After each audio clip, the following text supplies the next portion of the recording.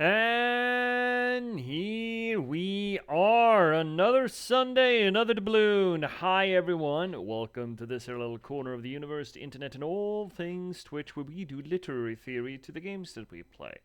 That is to say that we do close reading, structuralist analysis, deconstruction, whatever we can get our hands on to try to make sense of maybe not so much what the story is, whatever we're playing, but rather how it's being told, how it works, how it functions, how it fits together, or how it doesn't, as the case might be.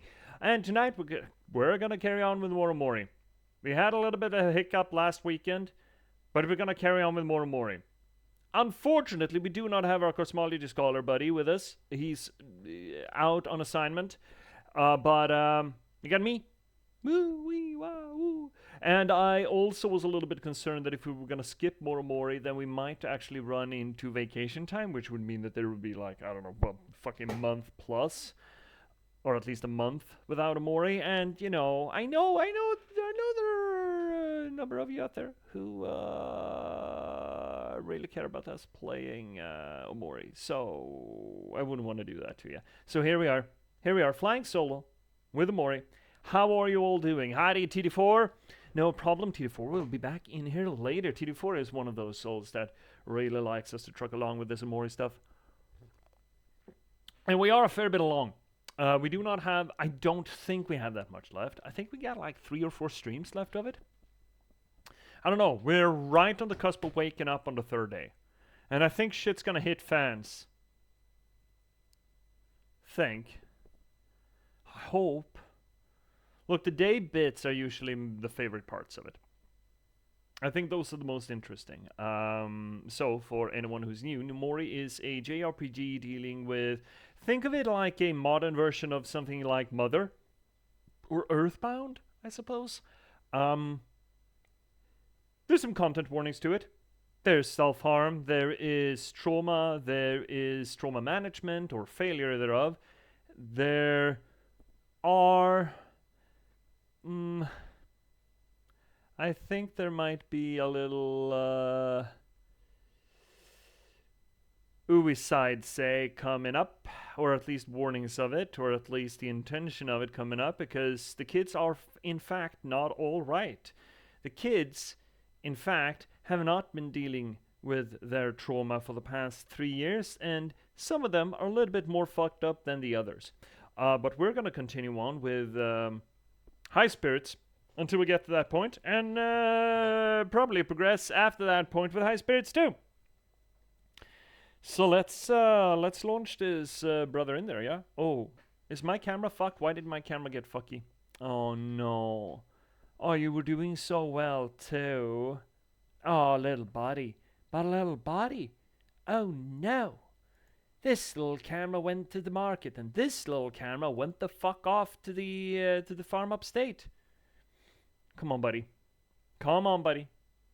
I have faith. Come on, buddy. Come on. Come on. Come on now. Come on now. There we have him. Yay! I really should get better equipment. This is an absolute fucking Mickey Mouse shit show over here. It works! It works! The wonders of the Ghost in the Machine. Either which way, let's boot this thing up, shall we? Ooh, it's actually fallen behind on the most recently played games on Steam too, so I'm gonna have to look it up. I've been playing Void War. I've been having a lot of fun with Void War. It's like FTL, but Warhammer 40k, a great combination. There's OMORI. Hey, Cryptex, how you doing, buddy? Hope you're doing well. How's your Sunday? How's your Sunday? Did you get a rematch with the fishes? Did you go out on town and just drop a few keys of the TNT in there just to get them proper? You know. Probably shouldn't do that. I wonder what the amount of people who have done the dynamite fishing in the Hudson River has been since that Crocodile Dundee movie. No more fishes today. No more fishes today. You heard it here first, folks. No more fishes today. No more fish today. My love has gone away. A bottle stands forlorn, a symbol of the dawn. No fish today. It seems a common sight. Don't know the reason why. And there we are, I think. There we are. Do we have sound? I don't have sound yet. Dynamite? Yes. Or just dynamite made of dinosaurs. Are there petroleum products in dynamite? There's nitroglycerin and nitric acid, I think, in nitroglycerin, but is there anything that is fossil fuel based? A car battery and 2 wires really fast. You just electrify the entire lake. I mean, that'll do it too. That'll do it too. Might even cook them. Or poach them, I suppose. Alright. We're back at this stuff. So, last time on Dragon Ball Z. And we call it Z because it's not a C. Hi, Shay! Shay coming in here and keeping us limber. Let's do that first while we do a recap on what's what, while I also give Trash Panda Shay spelling, please. I've gotten worse and worse at spelling over the years. I don't know if that's the fascia or it's just neural degradation, or it's because my keyboard is progressively turning into shit, or because I just don't care about spelling as much as I do about evocation. But either which way, you do need to be able to spell to shout out Trash Panda Shay. Good buddy of the channel, awesome streamer in her own right. Was for a time and may come again at some point after the summer. Party member of That's My Daddy's D&D campaign, the Reclamation Project at Raven's Drop. And you should check her out. However, she's in a little bit of a hiatus because work. Because summer is work. But you should go check out Trash Panda Shay anyway. How are you doing, Shay? Hope you're doing well. Okay, let's get limber. Oh my god. Oh, I need these fucking things. I need stretches like Cryptics. Can I hear a what's behind door number 1? Gosh. Oof. You're doing okay? You have today off? Ooh. Ooh. Must be nice. Must be nice. I didn't think that your employers permitted days off. But that's nice of them. That's kindly. What are you doing with your day off? Staying vertical as much as possible, one should think, right? Ow. Oof. Oh, today's been a sticky one over here. It's not necessarily warm, but it's so fucking humid. Man. Ugh. There we go. There we have it. Oof. So if you ever wonder what I'm doing here behind my shoulder, this is what I'm doing. Oh. Alright, thighs. Let's get some thigh bendies.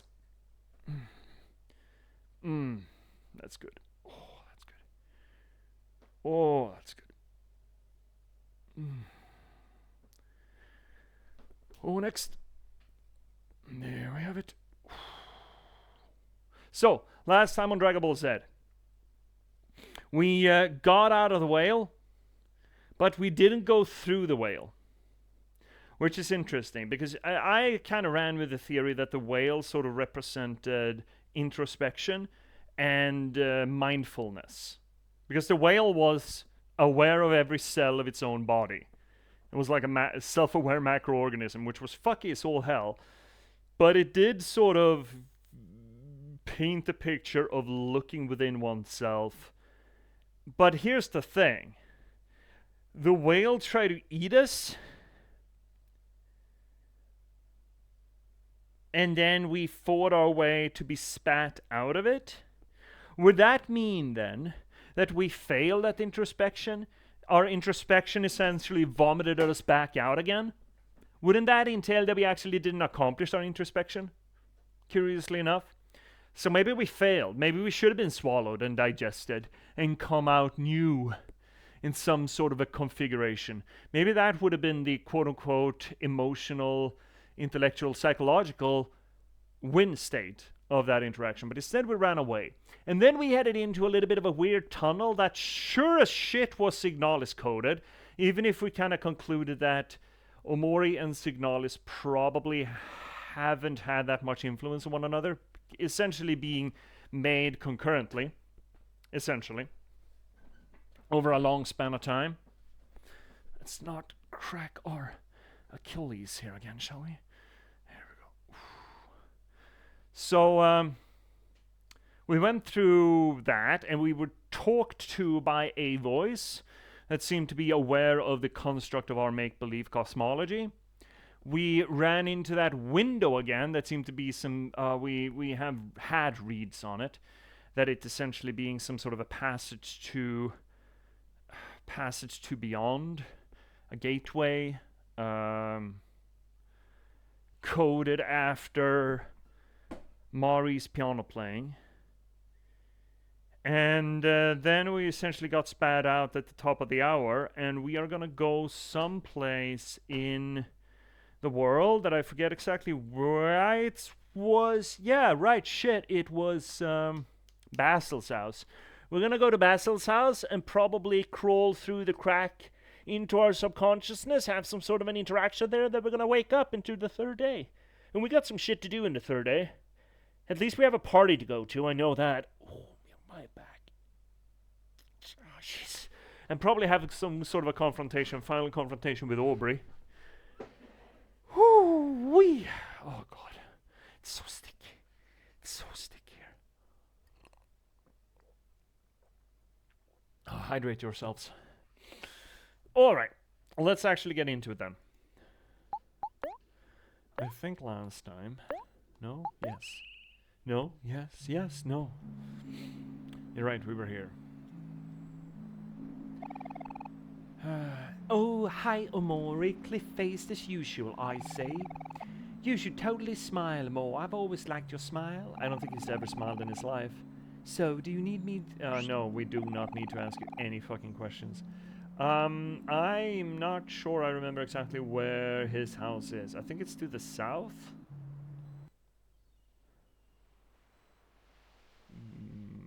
Yeah, it's certainly not there. Beepity bap beep do do beep bap beep bo. Beepity beep beep beep beep beep beep beep beep boo. I think it's to the south. I mean, it's been 2 weeks. Oh shit, well, cutscene. That's the Shadow of Basil.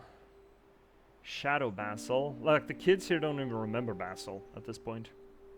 Little shitheads. Oh, can we water? Oh, his garden is completely withered. Oh. What was Basil's voice? Shit. I think Finnick made him. These are sunflowers. They are called that because they always face towards the sun. Yeah, like depressed people always smiling into the sunshine. That's how I want to be like. Someone who always sees the bright side of things, or no, stares themselves blind by only focusing on the sunny side of things. That's not quite the fucking same, is it? Can we flower these? Or flower these plants? Water these plants. Oh, shit. They're all... Oh, shit. Okay. Well. Fuck. Alright, well. Heck. I guess, that ship sailed. These flowers are called Lily of the Vale. It's said that they are able to ward off evil spirits and help people see a brighter future. I don't know why I'm turning into Pontius Pilate out of Monty Python, but here we are. Hey, Guyan! Welcome in, buddy! I see you're coming in here live for the return of Omori. How are you doing? How's the Sunday treating you? We are just on the cusp of starting day 3, I think. Well, I guess that's why they remind me of Mari. I can always count on her to help me stay positive. And unfortunately, Mari's dead. Oh, and now you can't rely on her anymore because she's fucking dead. Dead.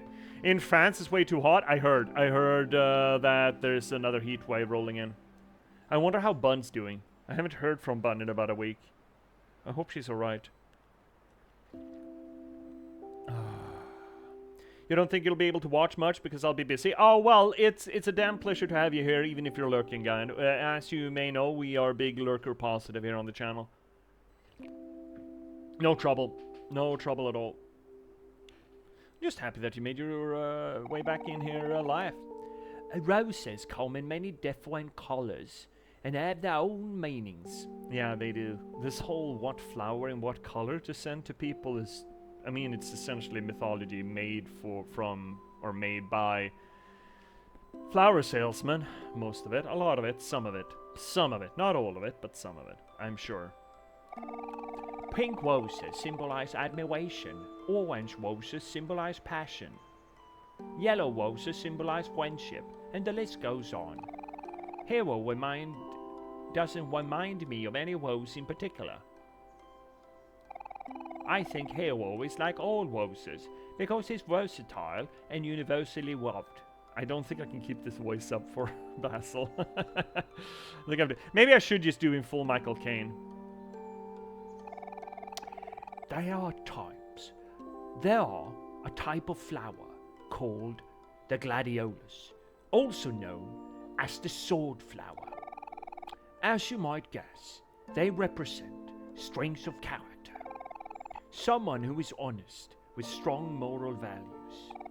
Someone who stands by their convictions. That's... yeah, it would be Aubrey. It sure as shit wouldn't be Kel, would it? Yeah, let's go Aubrey. She is a little bit of a shield maiden, isn't she?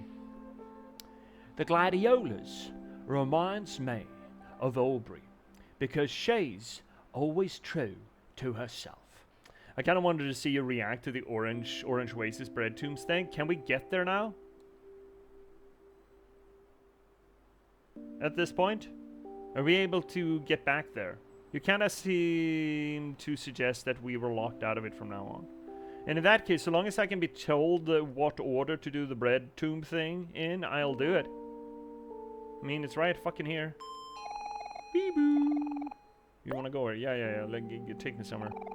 Take me to church. I'll worship like a dog at the shrine of your light. Tell you my sins so you can sharpen the knife. Offer me that deathless dance. Orange Oasis, apparently. Yes. So I'm not gonna figure it out. I'm not gonna bother, but if you don't mind telling me which order to nudge them in, I'll do it. Big cow sphinx is a little weird. It's weirding me out. It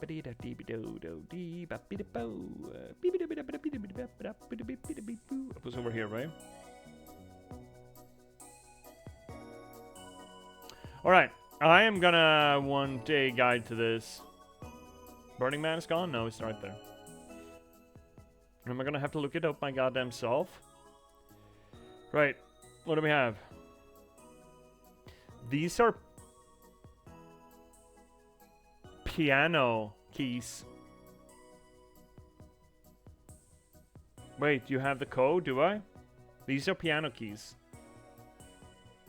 Right? These are piano keys. Oh, it's crashing on my side. Oh, I'll look it up. Bread, tomb, bedoom. In your inventory, really? Alright, let's take a look. Pocket important. Stuff up guide, emotion charge, Sparkle mask, good card, interesting.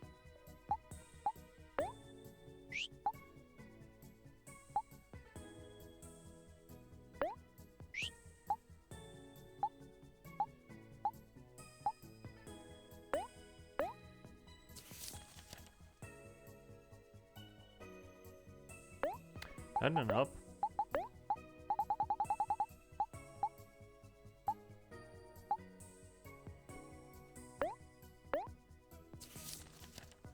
Oh. I mean. Uh-huh. Alright, well. Sure. Uh-huh. Yeah, oh well, sure I can do that.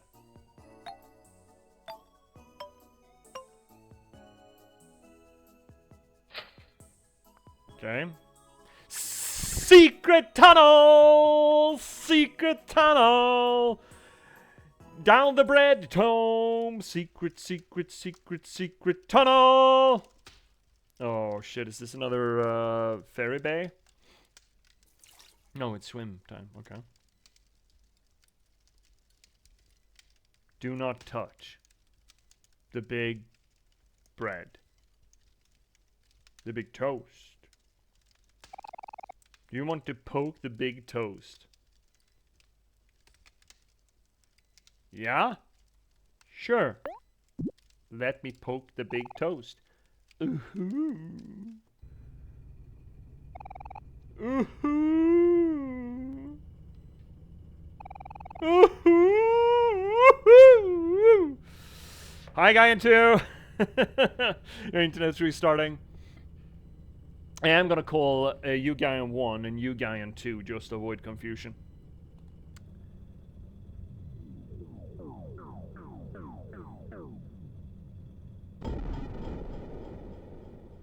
That's the trick. Okay, so we're falling through the other world and now we're no, okay. We didn't have to die. Great. Phew! Ew! Ah, what is all this? What was it? It was Texan. This is all-purpose flour. Achoo! Oh, my nose is all itchy. Okay, that's not flour, it's sugar. Oh, you know what? Fuck it. Hi, Diglett. Stop right there, no goodness. It's supposed to be pronounced Guyane. Guyane? Means I'm from Aquitaine. Ooh, coincidentally, one of the hottest French regions. I mean, it's one of the southern French regions. I am, I wouldn't say go so far as say I'm fascinated, but I'm absolutely aware of Aquitaine and Occitan. That's a subculture or minority language culture. I don't know what you want to call it. Never actually spoken to anyone who identifies as Aquitanian. Well, Guyane. Guyane and Guyane then. Guyane, I suppose. I know that because I played Crusader Kings 2. And that led me down a lot of historical little rabbit holes that I'm so happy to have taken part of. Yeah, I'm Occitan speaking myself, but there we go. There we go. I think that's really cool. It's something that I don't think a lot of people hear about outside of France. I'm assuming that north of France don't really hear about it either. I would assume.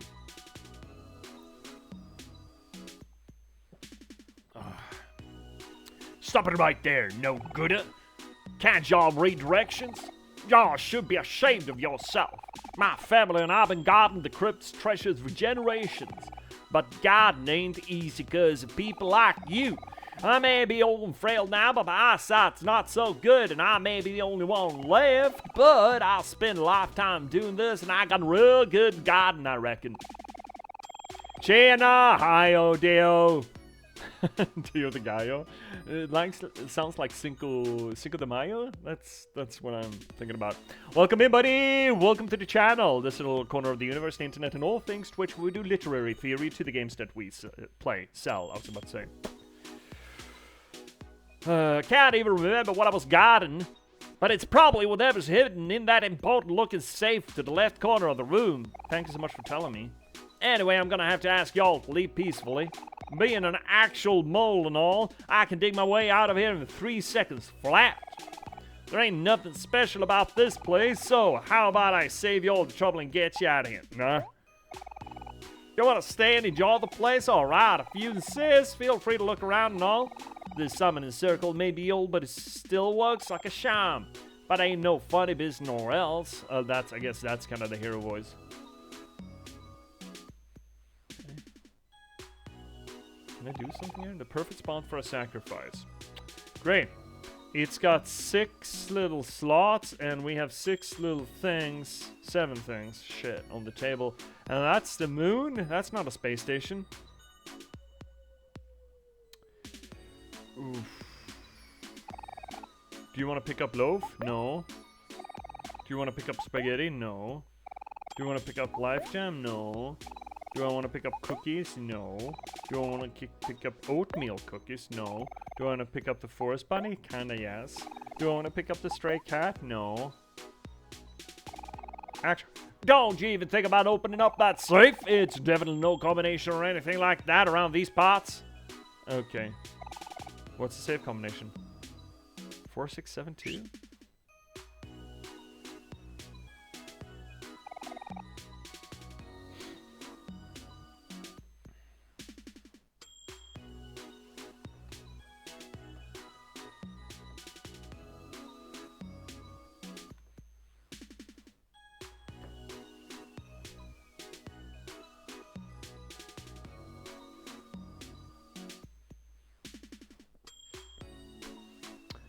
Okay.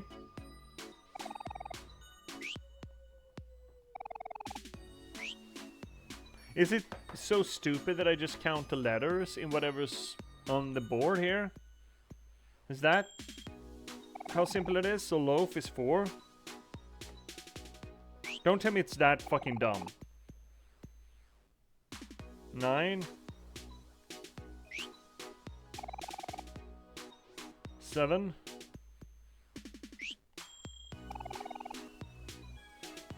7.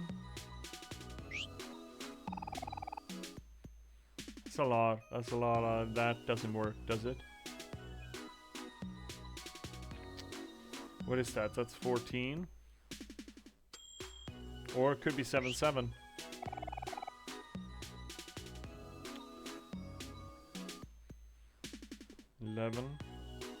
Takes me way too long to count these letters out. Okay, let's try this. Would be a 4, 9, 7, 7.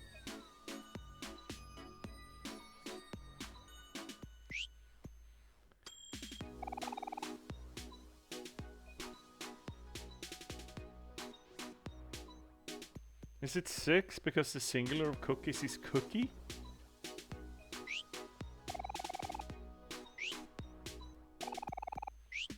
Am I thinking about this incorrectly? I mean, most of the numbers are there. Except for this one.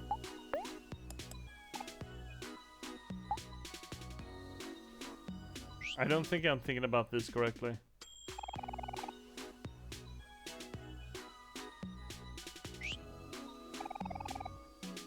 What is it, word per word? Which would make that 7 and 7. And that would be 6 and 5. And that would be 5 and 3. Can't be this fucking stupid, can it?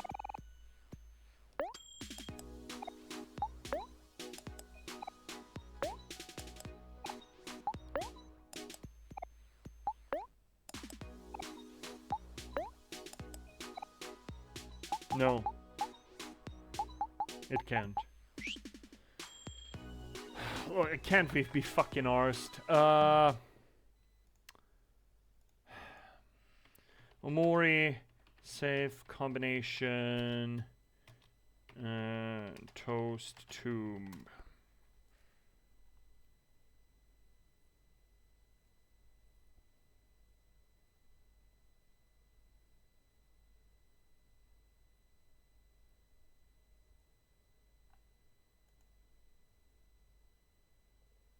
Why is it that combination? Why is it that combination?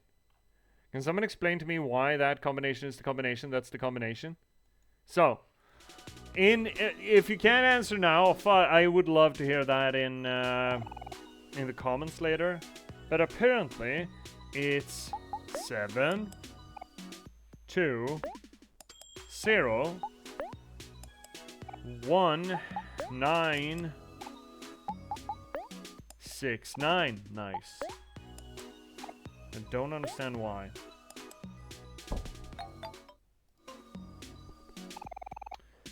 Recipe for disaster. Take it. Yeah, sure. What's the worst that could happen?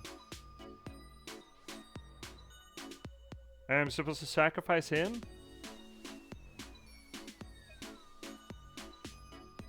Okay. Yeah, I'd love to pick up the actual mole. There may be no turning back. Hey, we... One nation! Let's pick up the mole.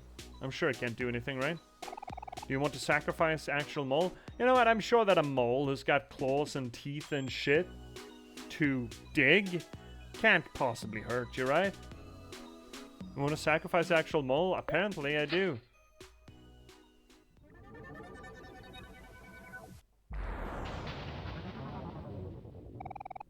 portal has been opened.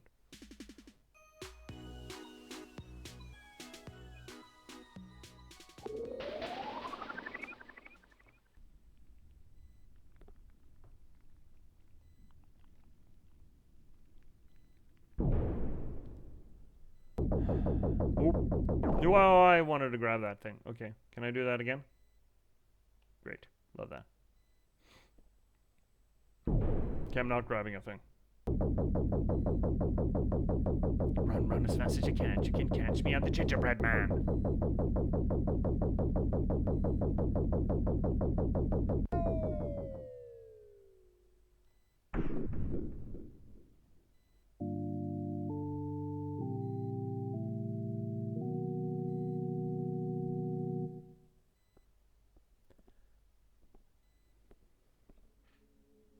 What?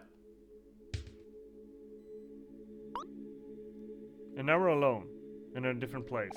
Normal sized fruit. Got life jam. Got life jam. And those are our free friends? You use life jam on Aubrey. OMORI, you saved me! Thank you, I thought it was toast for sure. You were toast. Use life jam on Cal. Oh, where am I? Oh, hey guys, what did I miss? You used life jam on Hero. Ah, oof. Welcome back, Hero. Oh, welcome back, Hero. How are you feeling? Oh, I feel dizzy. Whoa! Hey, where are we? I don't know. Maybe it's a place where all abandoned toast goes. Abandoned toast? Toast is a representation of death in this game, right?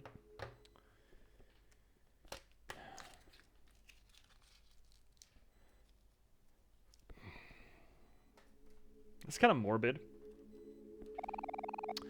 Well, we sure as heck ain't toast anymore. Well, let's hurry and find a way out of here.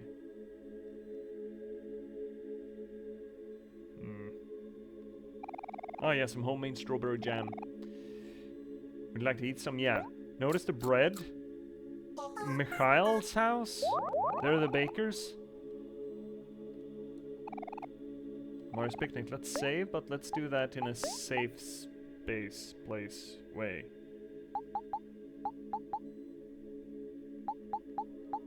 Here. Today's menu, fresh bread. Tomorrow's menu, fresh bread. So what? The association with toast and being dead, and this place being a catacomb or a mausoleum, a pyramid, a grave site chamber. Either it would link, in not an either or proposition, but it could link to Mikhail's house. They're bakers and they're weird. And or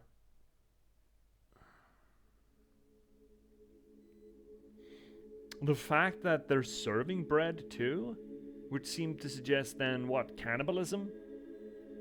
Bread vampires? Bread ryers? I don't know how you twist that. Okay. A kitchen? Great. And who's there? Ah! Those are Mikhail's siblings. Ooh. Woohoo!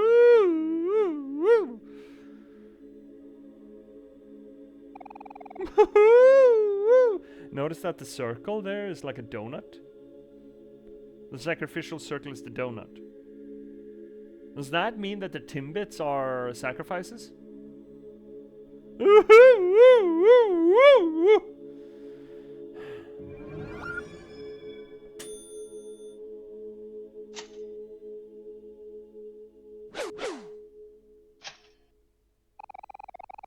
We were born to make bread forever, day in, day out. Fresh bread, fresh bread, fresh bread. It's a hard life, it's a hard knock life for us, and it's not a very rewarding for me and you, but this is all we have to do. We have just to be grateful, right, Biscuit, shan't we be? Ho ho ho ho, that's right, brother. That this has always been our life. Trapped in an endless circle of the very bread we make. Ooh hoo hoo hoo hoo. Ooh hoo hoo hoo hoo. Oh, I'll do it, Jollof, and you'll never work a day in your life. Welcome in, Raiders. Welcome in, Z. Everyone, howdy. We have Weirdo. That's what I appreciate about you. Shit. Thank you, Underdark. 6 months. That's almost 15 years. No surprise. No, but I still really want to shout out OOC, good buddy of the channel, one access of the reigning Twitch Omelet, and another party member of that So My Daddy's D&D campaign, the Reclamation Project Raven's Drop, that we'll get back to at some point, I'm sure. Once summer is out, probably at this point. So, OOC couldn't keep her fucking mitts off of Silk Song, so she's doing the second run of Silk Song. When do you think we're gonna get her to play Bloodborne? Or Sekiro? Mac wanted to do Sekiro. Let's see, I shit. Not Guyan. Guion? There we go. When you're done with this, I like to tell people to read through the Faux Facts book before they're done with Headspace. Just because it's funny. The Faux Facts? Okay, we'll take a look at it. Last Judge is dead. Let's go. Dude. What is that? That's 2 streams? Or 1.5, right? It's like 6 hours. How long did it take you to get to the Last Judge last time? I think I had a pretty brisk pace through Silk Song. Then again, I did the whole, analysis and reading it and, picking it apart and stuff. So we usually take about 50% longer than someone else playing it. But I don't think it took 6 hours. I know, right? This is the beauty with any second playthrough of any Souls-like or Metroidvania or whatever you want to call it. The second playthrough is so much fucking faster. You don't feel like you're making progression when you do playing it the first time. Well, progression as in that you're getting better, right? But restarting from the beginning and running into those moments that you had trouble figuring out the first time and just absolutely paving them, and you're like, oh shit, I got good? Did we get good? Is this how it looks when it gets good? Or am I smelling toast? Toast? Toast. We're in a bakery.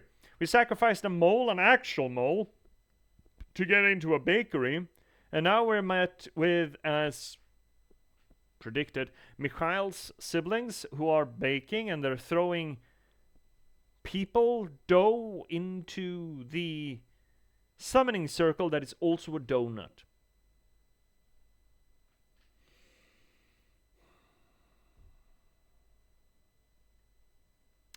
This whole thing makes me think that maybe Sunny's or Omori's idea that death is synonymous with bread might be more than just, oh, they're toast. What do you call that? Euphemism? A euphemism for it. That it actually has a little bit of bearing, a little bit of weight to it. Is Mikhail's family involved in any which way with Mori's death?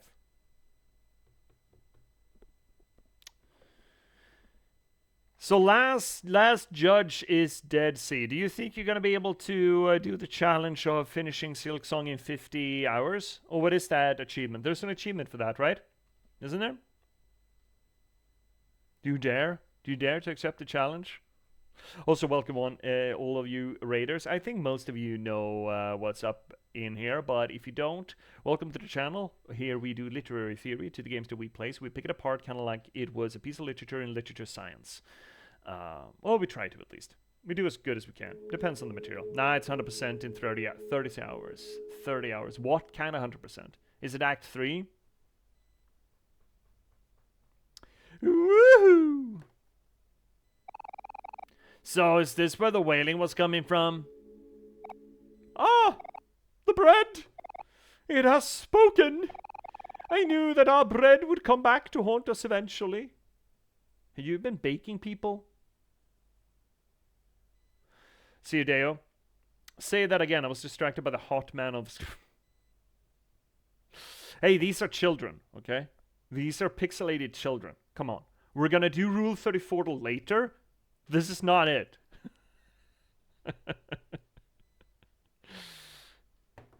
Wait, Z, what? The fuck did you... Wait, what? What? What? What? What? What? What?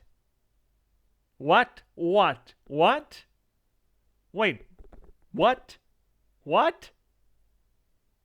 I know my memory is as gap hole as an old lady's mouth, but still.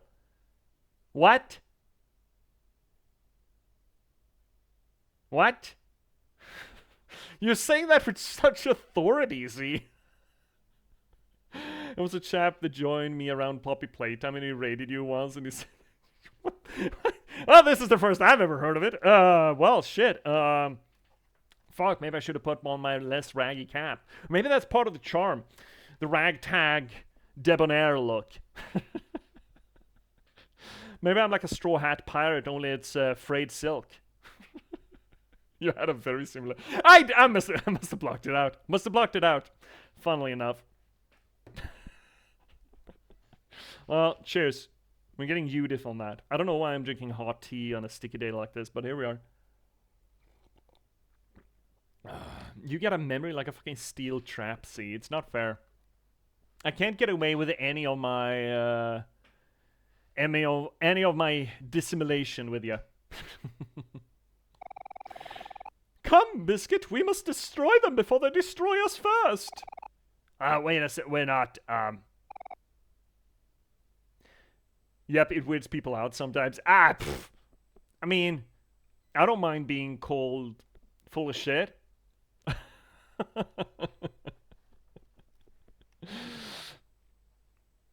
My type of man is literally having a heartbeat. I love being caught in that really fucking wide beam tractor ray, you know? It's like, just put it broad spectrum. Let catch everything from, I don't know, Hulk Hogan to gonorrhea. Let's just grab everything and let's go. And I'm like, woohoo!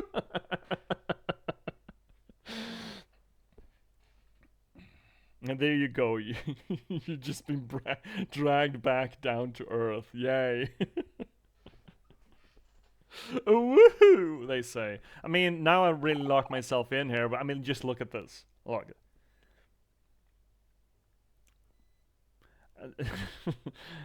I don't think there's a straight way to read this voice line, okay? I don't think so. Like, you can't, right? It's not a straight way to read this. From Doughy? Come on.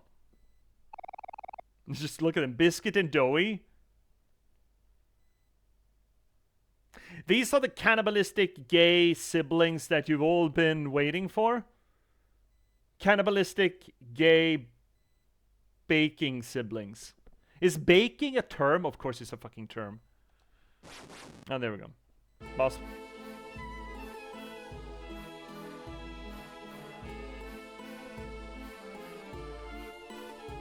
Why is it French? Why is...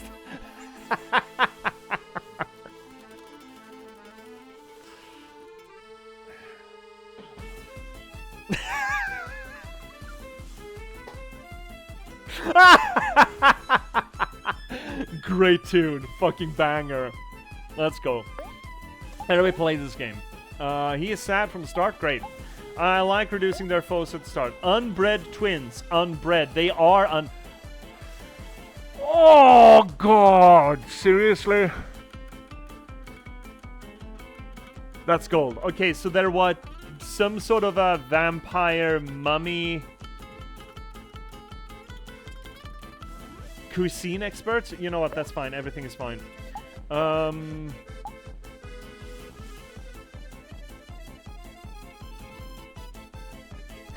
Explain it inbred to me. Good one, C. Very good. You know what? You know what, C? C? Z? Let's see if this works. Congratulations! Congratulations! Congratulations! Congratulations! Congratulations. Congratulations. Congratulations. Congratulations. Congratulations. Congratulations. Congratulations. Congratulations. Congratulations. Congratulations. Also, though, we are gonna put you where you fucking belong. Stop. Okay, back to it. Alright, power hit. Breaks defense. Love that. You know what? I should add a pun jail timeout. You love being timed out, surely, right? Bread or food related crime accusations? What are we doing? We need to piss her off at some point, right? We don't have any coffee, I think. Do we have coffee? Jesus Christ, this fucking song, man. No, we don't have any coffee. We need to get coffee. What is this song? Jesus, it's going hard. I mean, okay. Wait, it's the Simon? Is this the Simon fight? I think this might be the Simon fight.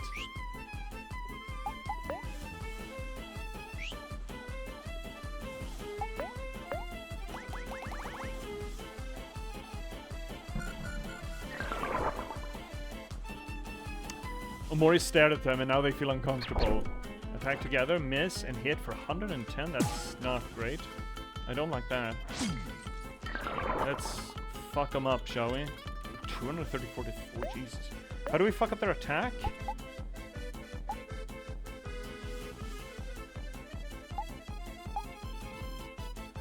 Oh shit, only when they're angry? Do we need to piss them off too? Let's do that then. Before we start getting into, God, this song fucking whoops! This game seems so long. It's a JRPG. Yeah, it's a little padded Underdark, and we've also kind of been missing Sundays with it. But yeah, it's a little bit long.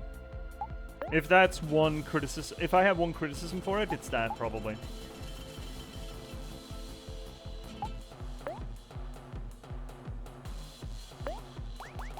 So we piss them off. Aubrey might die here. Attack fell, great. Oh shit. Shield them the fuck out. And then we... Then we're gonna start running and gunning.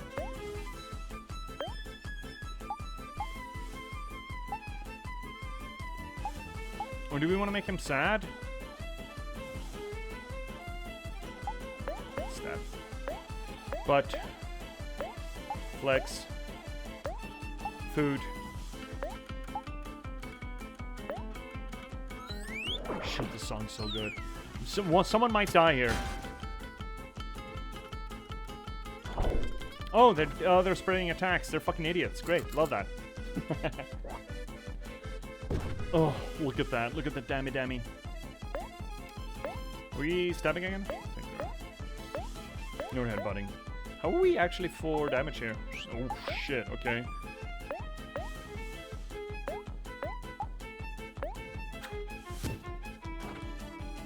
It's not our several thousand. Fresh bread. Fresh bread. Mon ami, fresh bread. Oh, it should be French, right? Shit. Fresh bread, fresh bread. Every day it's fresh bread. Ooh, ooh la la. Oh, now they're sad. Oh, shit. Can no longer become happy or angry. Oh, they just go deep into sadness?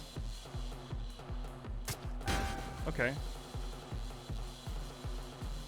Red High Talk.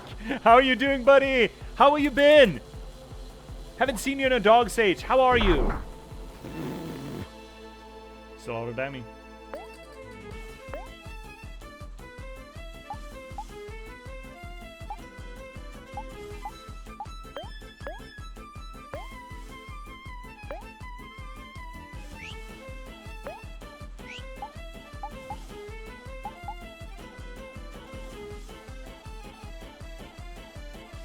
Do we want to make Kel happy to get crit chance?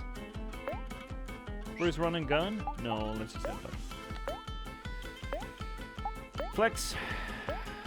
Snack time for everyone? I think so. You've been trying to find a job? Ooh, I'm so sorry for you, buddy. Oh, we got 10. We need to do the super attack. I'm so sorry. I fucking hate that. Oh, she's gonna die.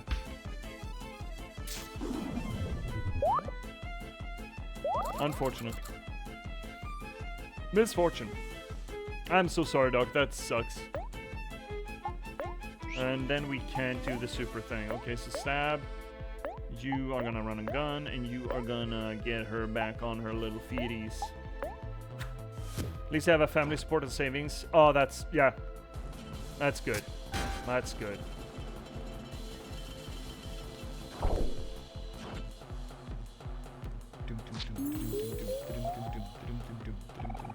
Almost feel bad playing all these video games. Ah, shit. Nah, don't let it take away from you enjoying your time. That's important too. Synergistic effects. I understand it though. I understand it. Absolutely understand it. I've had times in my life where that's been the same for me. We're doomed to bake bread for eternity, aren't we, biscuit? Ooh. Just listen to these lands. Now we're gonna do the super duper. What are you gonna do? Are you gonna make him happy? I think you are. Unfortunately, you're not gonna get it for the run and gun there. Share food with Aubrey? That's not very good, Danny. Not very good, Danny, at all. Well, we're glad to have you here, Doc.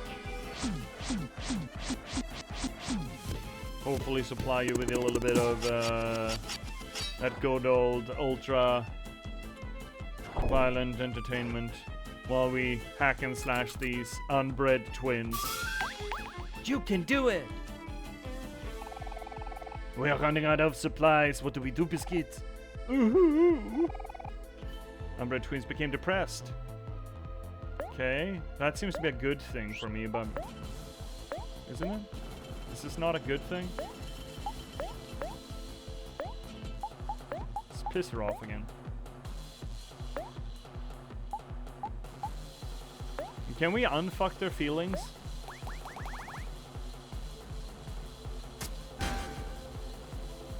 You know, sometime around we stabbing them.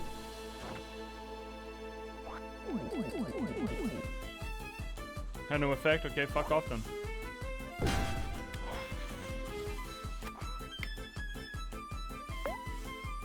So I wish that draining their juice actually did something. It doesn't feel like it does. You know?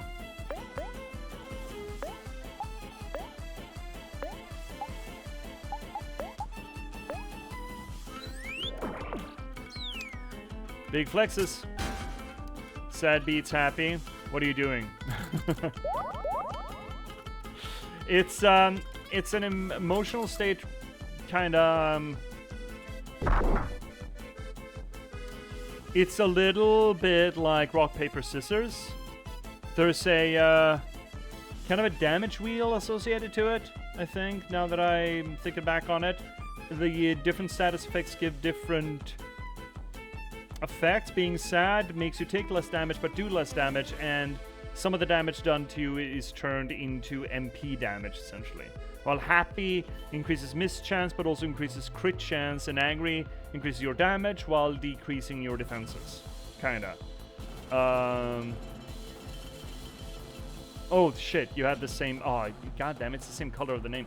Right, and Gian, you know this shit. Ads are coming in.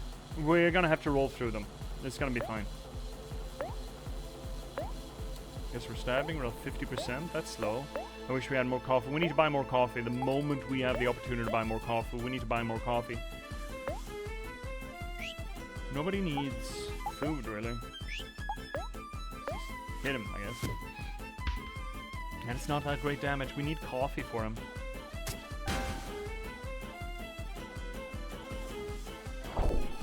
That's fine. He needs to be juiced up. A lot of people need to be juiced up, actually. And here's the big hammer. Whammy jammies. Let's let her headbutt a pair of unbred twins. Can I still stab? I can still stab.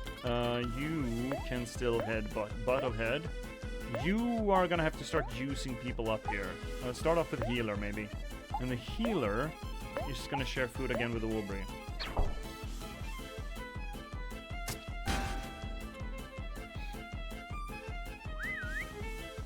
What was that? Why? They got ads? They're pulling out bread out of the oven? You know what? I have a strong recollection of a TV show. I think it was a Christmas show from Swedish television around late 90s, I think. That was all puppets. It was horrifying for the fact that it was puppets. And I'm not just talking about Jim Henson puppets. Those are fine. But, you know, puppets on a string kind of thing. Marionettes. And there was the villain baked 2 of the main characters into loaves of bread and then fed them to the rest of the families. And the loaves had the faces of the kids. The Scandinavian children's programming at its fucking finest.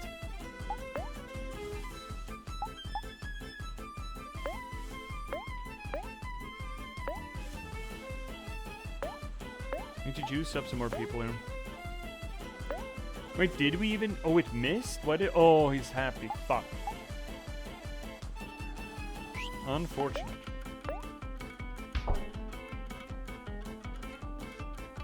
That was a juice up, right? That was a juicy boys. Oh, now he's angry. Oh, no. Toast gave everyone... Oh, you fucking high? You're not allowed to do that. Are you blaming that show for how you turned out? No, no, no, no, no. We cannot blame that show for me. You need to lurk, sort out some food. Go ahead and lurk, you see. Have some good foods. We're a big lurker positive here.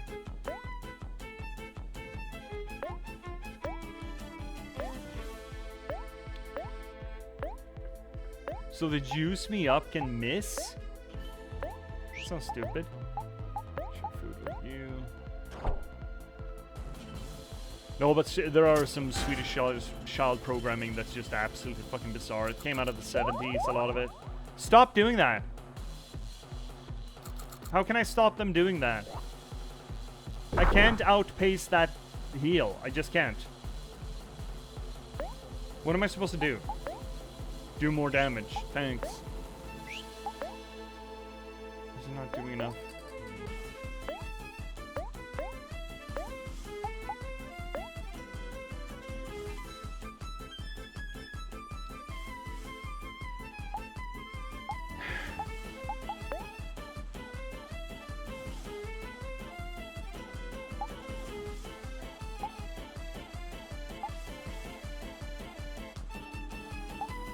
A bit of dynamite.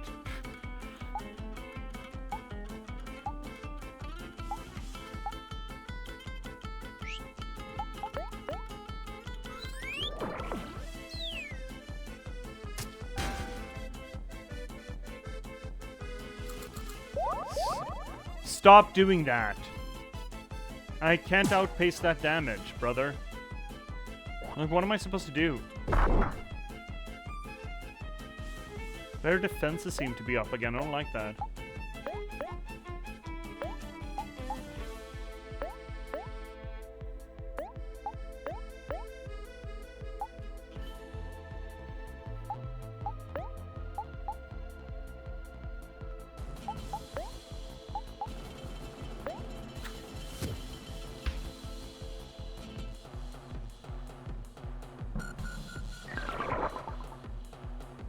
Speed fell, attack fell, defense fell. Great.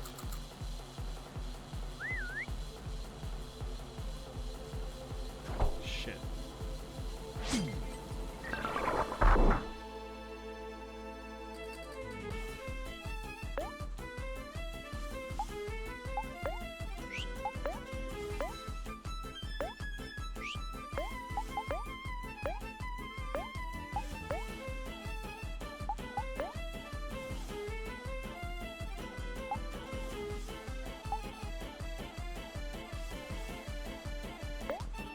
How many?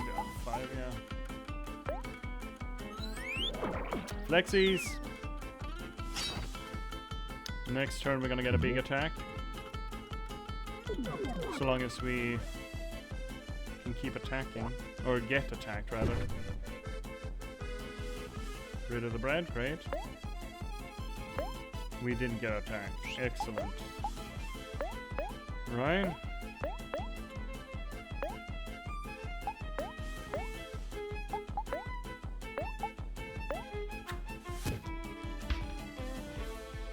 Still not doing great damage here. Especially not if they're gonna keep eating cookies.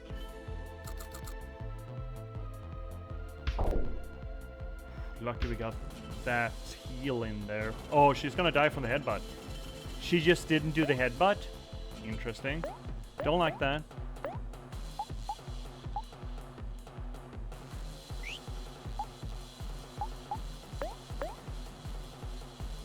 Oh shit, we're all fucked.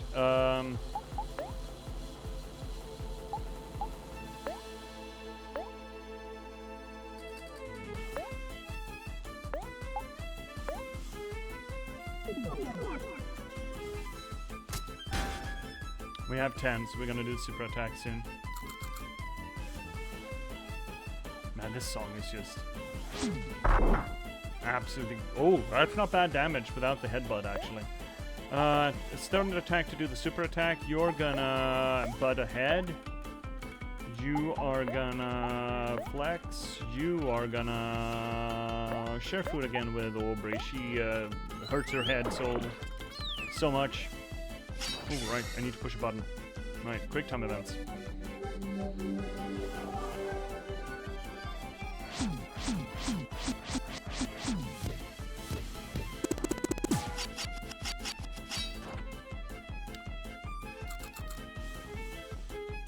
Does that imply that he's out of juice? That he only lost health? Oh, he is out of juice. He must be out of juice. We are running low of anything. We have almost nothing left. Ooh. They became miserable. Okay. Tough. Oh shit, they are running out of everything. Stab. Butt of head. Run and gun. Smack him with a pan or something, I guess. That's the fucking dummy. That's the dummy we want. That's Meme. Oh, well, there we are. Our resources have been depleted. And what will we do without ingredients? Ooh. Oh, we beat the shit out of Mikhail's siblings. The unbred twins. Got 8.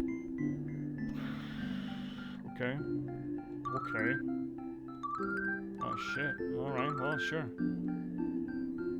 Yes. That's great.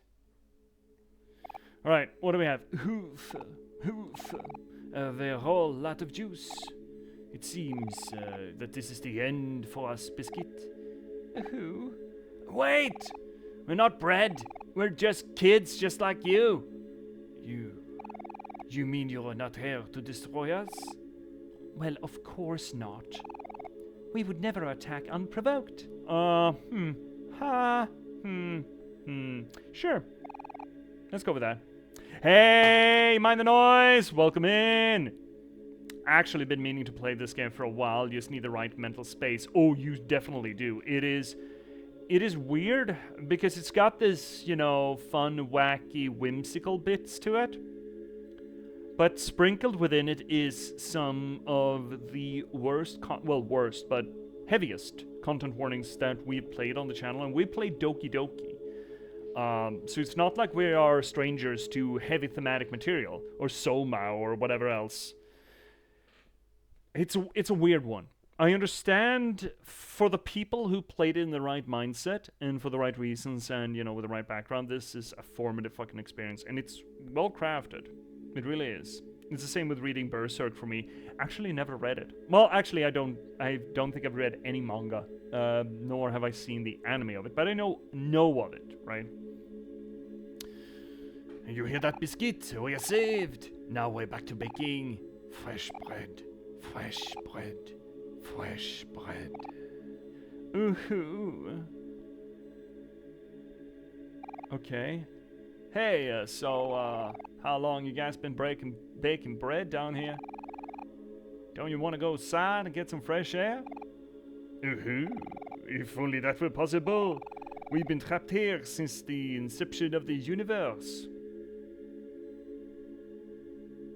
So that is, they were trapped here then by our latest reincarnation of this make-believe space. That's the inception of the universe as far as they're concerned. Why were they trapped here? Why did OMORI, or Sunny, trap them here? Again, are they in some part to blame for Mori's death? And yeah, sorry, mind the noise, it's full spoiler blast here. Because we are trying to do a analysis of the thing. I can't be coy with spoilers if I'm gonna make an analysis of the thing, unfortunately. Wow, that sounds like a pretty long time. I think you both deserve a break. Yeah, no problem, do your thing. Yeah, great. Great. It would be weird otherwise, right? What? That's preposterous. What meaning do our lives have if we do not spend it making bread? What if we leave our bread-making stations? What would we do with ourselves? This is the only life we know. You just came in to say a fun game? Just came to say it's a fun game to do it on. It really is. We've had some good material here. It's a little overextensive, and I have complained a little bit about the lol random whimsicality to it.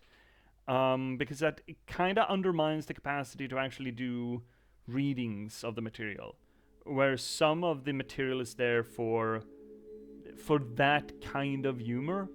Undertale is the same, really, right? There's a bunch to read into Undertale, but then there's a bunch there that I suspect is added for the lol random factor, and there's actually no deeper meaning to it, and it's hard to separate those two when you dig into the whole whimsy. Now, this game is almost worse because I think that some of its lol random elements actually do have meaning. Like the whole bread making thing and the idea that Mikhail's siblings are down here. I do think that there is something here.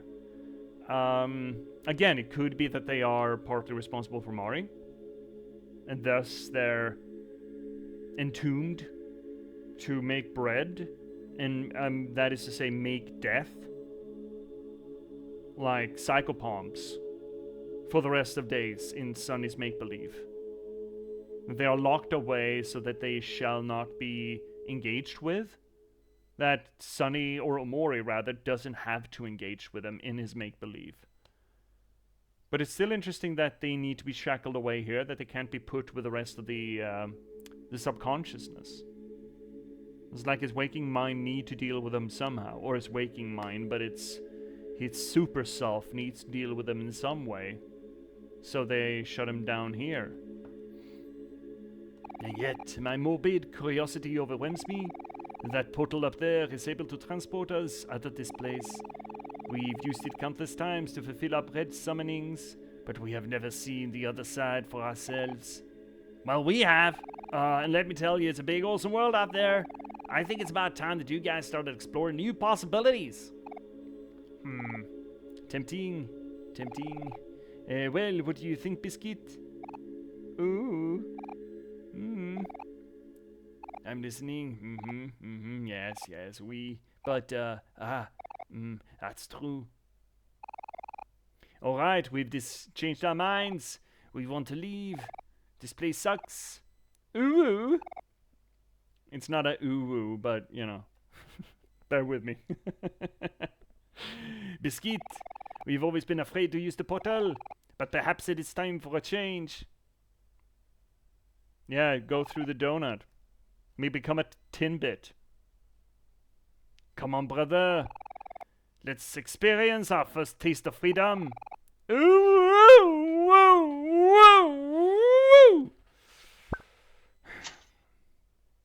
Babana. Holy kitchen. Oh, fuck. Finnick would have liked that. Holy kitchen, indeed. Holy diver. Okay, well. Okay.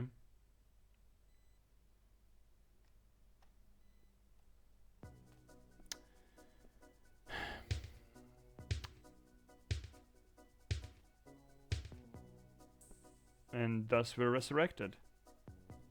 climb out of our graves. And we got bread phones. Bread phones.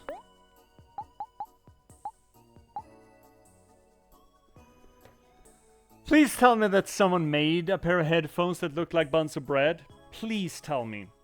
2 rolls of bread, heart and death. Life gem will heal more heart when used in battle. It does kind of sound like something she'd be interested in. Unless she had a sweetheart buzzed on her, which makes her need kind of a hit up. Who does the heart defense thing? Someone does that. You do, no, you do speed. Must be hero. Huh. What do you do? Oh, where becomes sad in battle. Okay, there we go. Oh no, we have the baddies. The baddies are coming. Punt them. Kick him. Kick him in the chin. Alright, we did the thing. Great. I don't know what I'm supposed to do with any of that. It's... the unbred twins is funny. I will grant it that. But, I don't see the line as important. Okay, let's get back on track then.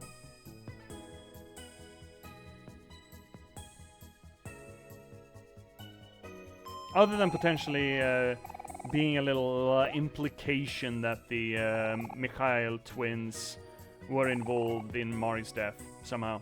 Welcome back, Z! What did you make? What's the food? What are you eating? You gotta tell me. You're legally obligated to tell me. Squadlaw, we're off. Mass Forest, I think it is? Yes, I would love to. Got it. Sit back and enjoy the ride. Take a ride! Alright, let's save here again. And that was a little short side trip for about an hour. Well, Graham is cooking. He's gonna air fry a couple of chicken breasts with some Old Bay seasoning.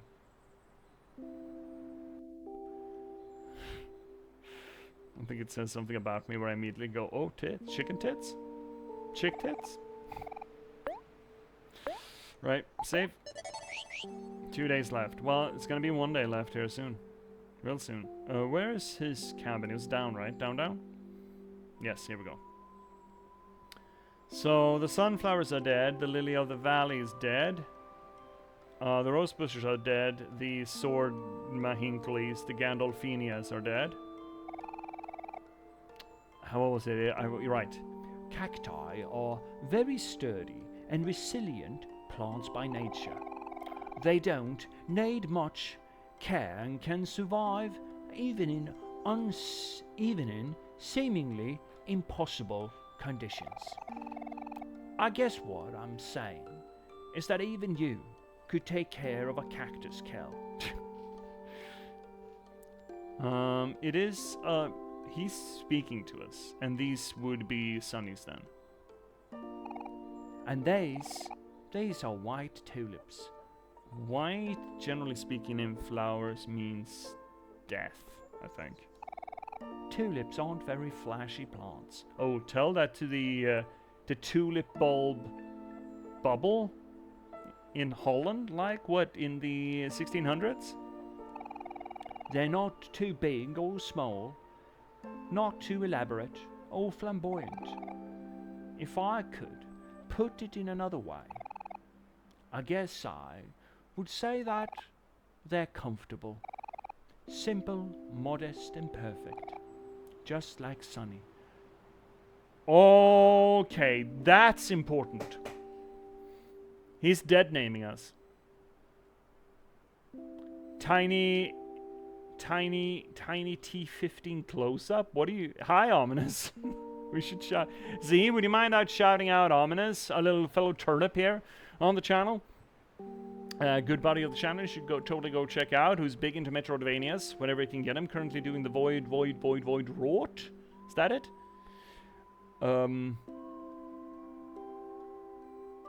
Nope, I do not. I do not see emote. Just like Sunny. So what Basil here is doing, because we're not Sunny in the make-believe, we're OMORI. The save files even have different names for them. So Basil here is not referring to make-believe Omori. Basil here, Ghost Basil, is referring to real-life Omori, who is Sunny, which means that all of these gardens are in reflection not to make-believe Kel, Hero, or Aubrey, or Basil, or Mari, but rather their real-world equivalents. Now, most of what happens here in the make-believe is supposed to reflect in some way, shape, or form of the real-world versions. Hi, Ominous! How you doing? How I'm doing? I'm doing fine. I'm doing fine. Everything's fine. Well, C is probably having food. Shouty outy to Ominous Blaze. There we go. Finally got it. I'm doing fine. How are you? Are you doing okay? It's sticky out today. I haven't got any writing done today, but I knew that was going to happen because I had laundry and it kind of fucks up my schedule. That doesn't work either, unfortunately. I recommend Voidrot. Yeah, you will like it. Yeah, maybe. I don't know. I'm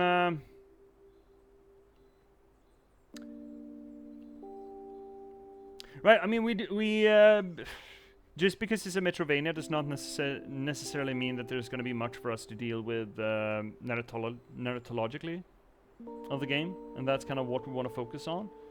Silksong and Hollow Knight certainly did. Some Dark Souls have absolutely done that.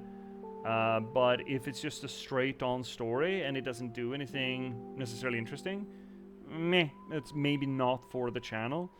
That's not to say that Voidrot doesn't, I just don't know if Voidrot has.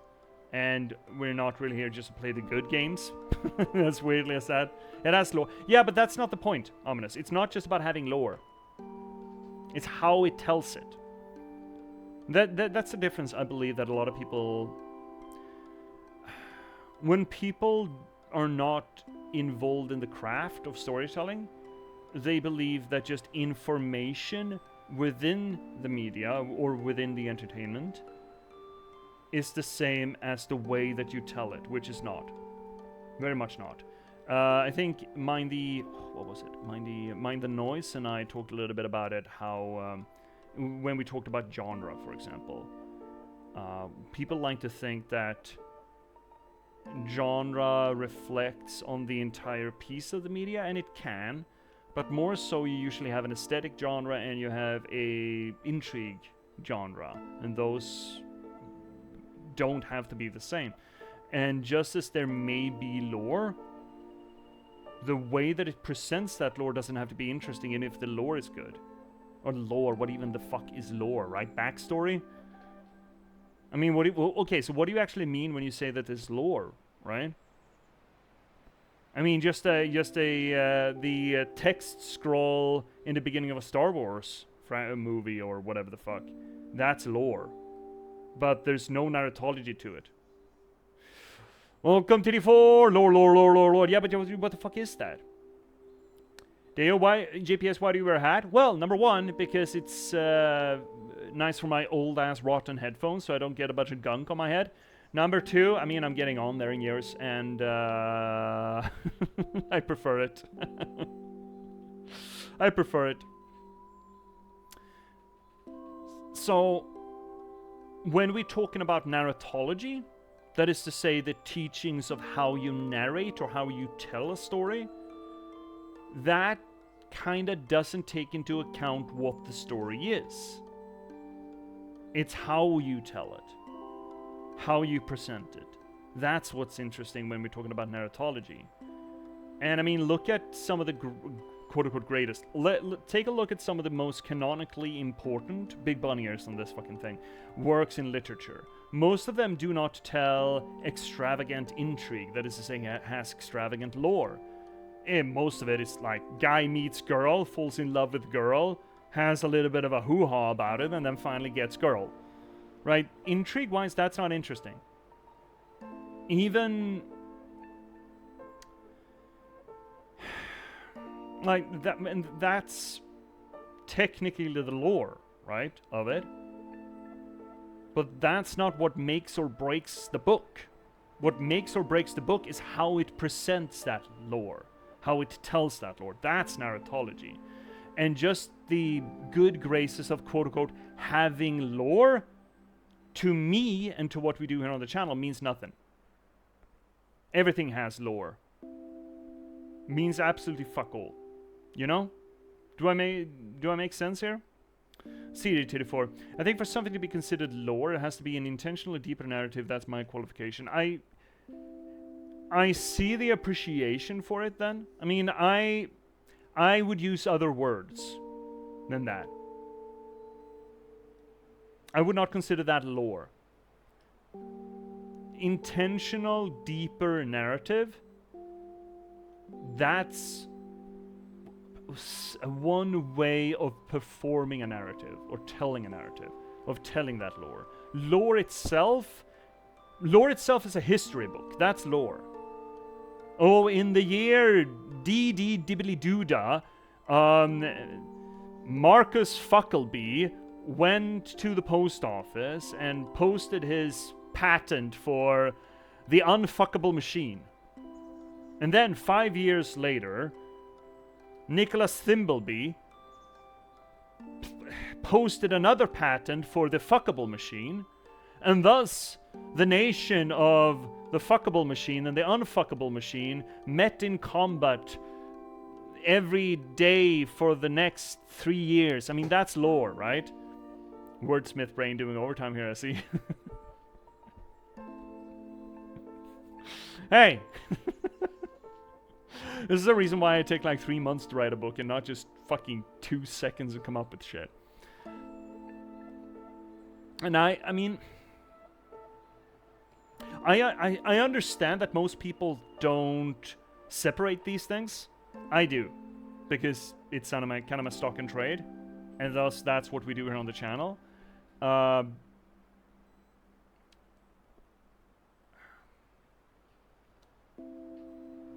But yeah, just because it has lore does not mean that it's interesting to us, necessarily. Lore is backstory. Yeah, it's a history. It's history novel, or a history book. The universe where the story is set, Spider-Man is lore for Iron Man. Spider-Man is lore for Iron Man? Okay, I wouldn't want to dare to get into that because I don't know the actual comic books well enough. Seems like Iron Man would predate Spider-Man, but let's see. I don't know that I have ever given much thought to how I separate lore compared to something else. Yeah, I mean, most people don't. Most people just consume the media wholesale, right? They don't sit there and separate the bits. They don't separate their peas from the mashed potatoes, you know? They just take the mush they're given at the service stand and then they eat it. And hopefully they like it, or they don't like it. And generally the reflection on it is, I like this mush, or I did not like this mush. But what separates then the quote-unquote just the consumer of the material from a critic of the material, or a scholar of the material, or, dare I hope, a mush maker, as it were, is understanding how all of these different parts of the material and how you blend it affects the finished product and affects how it's received, whether or not people go, hey, I like this mush, hey, I didn't like this mush that much. Because the materials can be the same. The ingredients can be the fucking same. Absolutely the same. But depending on how you blend it, how you present it, and how you, I don't know, top it, I guess. This metaphor is kind of running away with me a little bit here, but I hope I'm making an illustrative point. There is a difference. And we concern ourselves mostly not what's just on the plate at the moment of serving, though that is what we interact with. What we do is actually trying to pick it apart and trying to essentially reverse engineer how it's made. Kinda. Sort of. And see what, since the mush maker over there used green peas as opposed to red in this mush, the green peas have a historical background in the green pea factory of Marcus Fuckleby over there, and thus it brings with it a certain baggage into the mush that most people, even if they don't consciously think of it, they do still bring some of that cultural baggage in how they perceive and consume the mush. I'm not... Is this metaphor working? Is this working? I would say that meets your description. Great, TD4. Great, great. Excellent then. Spider-Man exists in Iron Man universe. He's not crucial for a story. Okay, yeah, sure. The fact that Iron Man, or the fact that Spider-Man swings around downtown New York affects how you understand an Iron Man story, kinda, yes. Sure. But you don't talk about Spider-Man, essentially. It's just there. We know it's there. But how that then is presented, that can be impactful to the craft of the thing, right? See here, 2-4. I guess my deeper is when it has meaning. Any history, if it's small, still has meaning. It does. It does, but in that case, we can be a little bit reductive about it, right? Because you could say that any moment in history has some impact. Everything has impact. We can be pretty sure about that, because even if the impact is far removed, there can still be the whole, the chaos theory event. If a butterfly flaps its wings in Brazil, there's a hurricane in Israel, kind of thing. And to some extent, to some mathematical extent, that's true as well. So separating what is meaningful information and what is not is something you really only can do in hindsight, or for that matter, if you custom make the universe or the lore thereof. If you actually construct it, then you as a creator, as a god, can decide whether or not it's important. Oh, I need to tell you about my new D&D character after all this. Go ahead. We do have the Discord. I'd recommend that. So, why am I interacting with this? Why am I putting so much... Well, this whole spiel hasn't been a focus on this thing, but why did I pick this out? Well, it is something... It's an anomaly, right? Nobody has referred to OMORI as Sunny previously, at all. We know now how the cosmology of the make-believe kind of works. It is all Sunny's construction. Some part of Sunny constructed this, or stratified or compartmentalized his psyche to the point where he has essentially paved his subconsciousness with this make-believe world that he can live and frolic in to the best of his content, instead of interacting with either reality or his subconsciousness. And for some reason, maybe this is inevitable, because we know that it's been reconstructed several times. We've been told that through the omniscient voice of some sort of part of his subconsciousness, probably then, that he's been doing that. How that happens, we don't really know. If Basil is always the problem, could be. But here we have a figment of Basil who explains to OMORI part of Sunny's construction, and actually talks about the real Sunny in an environment where the real Sunny should not exist. The intent of this make-believe environment is to forget about Sunny completely. Sunny should not exist here. No mention of Sunny should be here. The very fact that there's a Bas or a version or a ghost or a wraith of Basil in here that knows about Sunny is an indication that this place is falling apart. That the scab of the make-believe world is crumbling. And either Sunny is going to have to wake up out of this compartmentalization and actually, face the music, as it were. Haha, with the piano and Mari. Very droll. Or reconstruct it again. Yeah, he's being forced to realize he's not OMORI. Yes. But we've already talked about that from the last session, I believe, when we went into the whale and that whole thing, right? Where it's introspection. It was all featured as in... Well, I think the trappings of the whale is introspection or mindfulness. And he's been... he has eaten from the truth of knowledge at this point. He knows this. And now, knowing that, maybe just knowing that makes this make-believe world kind of fall apart. This probably, we never get an interaction with OMORI or Sunny. He never reacts to anything, which makes it difficult for us to understand exactly what the mechanics of anything here is, because this is not Basil, right? This is Omori's perception of Basil, but it's Omori's perception of real Basil as opposed to Omori's perception that he's sort of shaped to live in the make-believe. So it's all Omori. Oh, Sunny. All of this is Sunny. Or different parts of Sunny.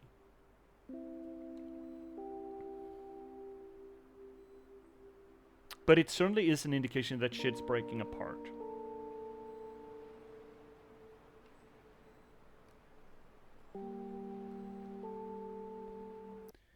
Right, let's... Oh, it's very misty over here. Oh, the trees are getting foggy. Oh, no. I don't remember the house being this far away. And this blighted, for that matter. Oh... Oh, bloody footies. Was it really this far last time? I don't think it was. Okay. Can we get a little house? Can we get a little break in reality? Oh, here's the breakies. Curious. So the water's red. Kind of reflecting a little bit of that water in the tunnel, where we had the whole number station thing, the Signalis reference. Well, not a reference to Signalis, I know. But the...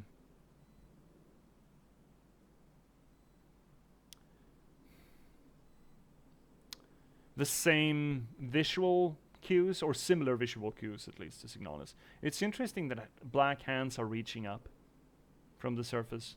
So the subconsciousness, the people who have been buried in subconsciousness are reaching up to his conscious mind. Oh, Omori, I'm scared. Let's go back. Yeah, because you're gonna die. All three of you are gonna die when all the pieces of Sunny are connected. Here's Basil.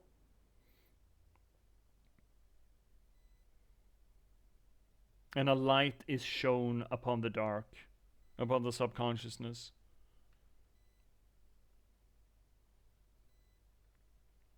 And Basil travels by that light. The ghost Basil, Wraith Basil, travels through the power of illumination, awareness, recognition.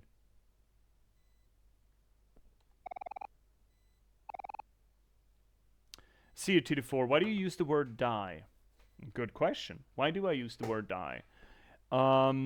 These versions of... I mean, you could come at that question from different angles, right? You could either come at it from the perspective, well, they're never living to begin with. They're just figments. They're just toys, essentially, that Sunny has created for the benefit of Omori. So thus, they can't die. Or whatever continuity of experiences these artificial beings, figments, are carrying is going to cease. They do not remember... They do not carry on between incarnations of the make-believe. They come and they go with the construction of this world. And the world itself, or the parts of this world that are aware of what Sunny is doing, to some extent, refer to that Sunny as a god, and this as some sort of a cyclical creation.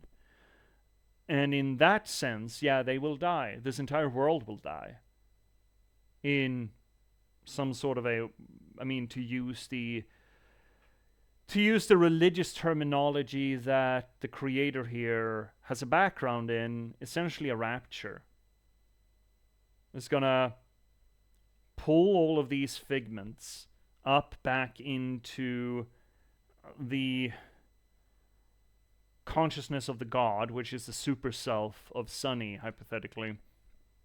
And they're going to be recycled. Bits are going to be added, bits are going to be removed, and then they're going to be put right back. And I don't know, I mean, is there a better term for it? Link's Awakening type argument. Never actually played that game. I know that Finnick, our good buddy, the Cosmology Scholar, has, but I never played Link's Awakening.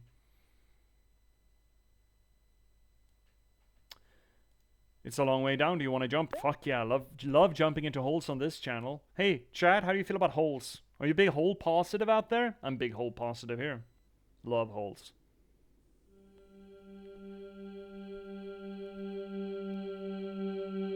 And then falling down into his subconsciousness again. We've done this a few times now. In different ways and different manifestations with different destinations. Water? Okay. Interesting.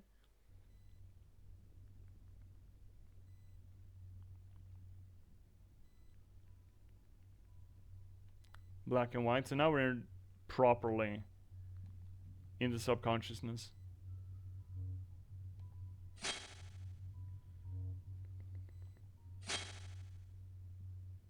Love the book holes. Love jumping into them. The library sequence was really good. Stairs? That looks like our upstairs. Home upstairs. Or making me think of home upstairs. Stairway to heaven.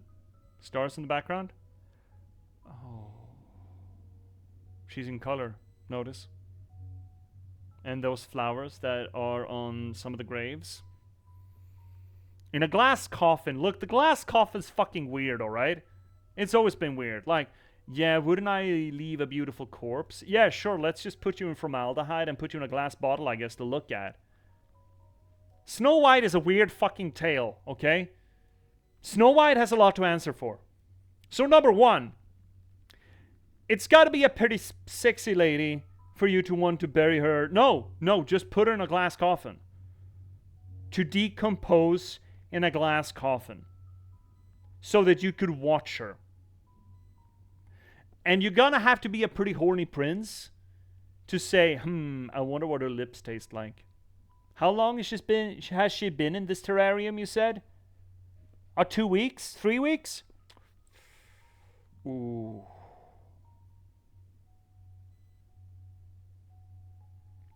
This scene got so much justice in the manga. I'm assuming the manga came after the game. Did it? This is a beautiful...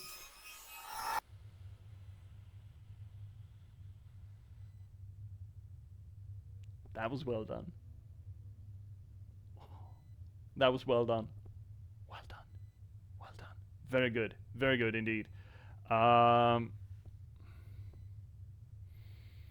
It's still being made. Oh, there we go. So we have the coffin of Mari. Enshrined here in the subconsciousness. In all glory. Really? Is that a chrysanthemum? As the bed, or is it just supposed to be big flower?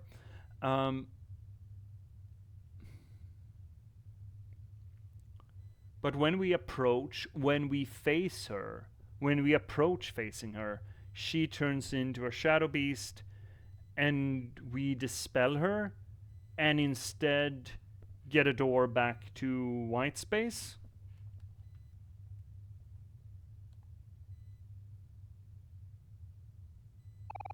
A black door casts a heavy shadow.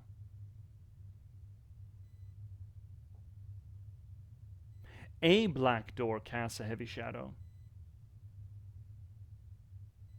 Not the black door casts a heavy shadow.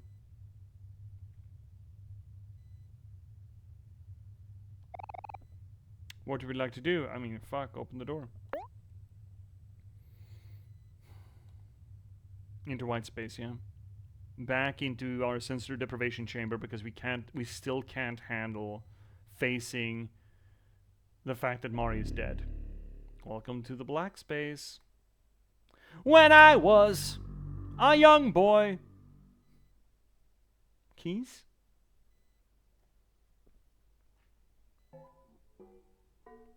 This is kind of how the game started, right?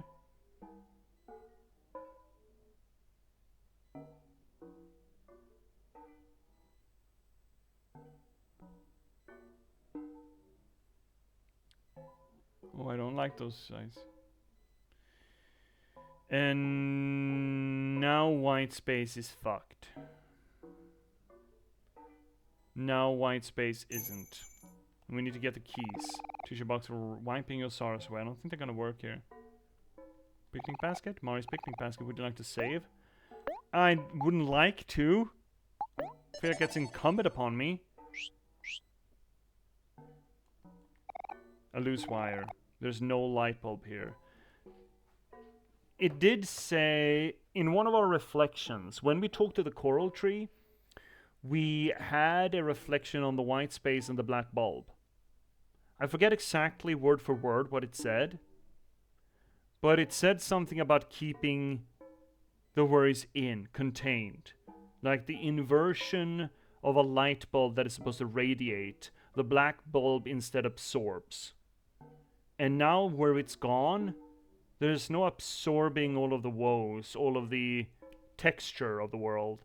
And instead of white space, we're flooded with black space. So the primary function of the bulb was to create the white space. And now that it's not there, shit's fucked.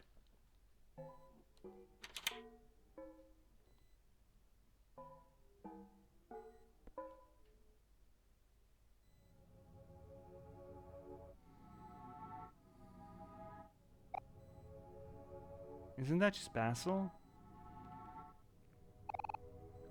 These rooms are full of broken things, but at least in here I can see who you really are.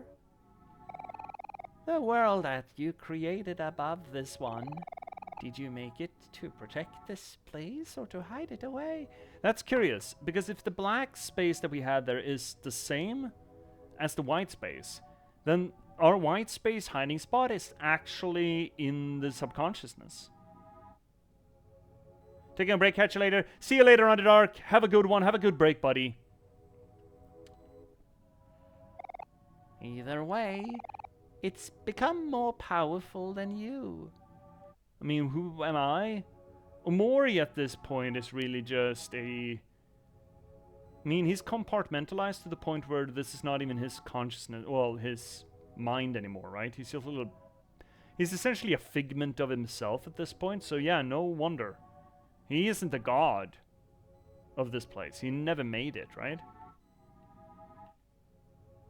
That's a dead whale. Ew. Ew, sloppy whales. These are all very unfortunate things. Don't touch me.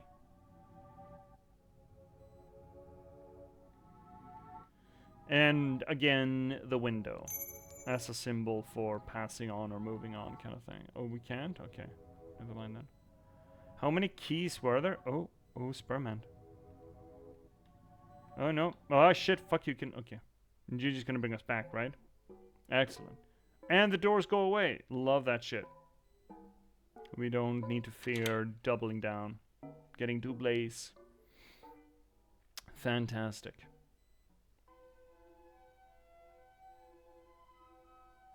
Broken things indeed. Everything that he's discarded and left to rot. That's unfortunate. Ah.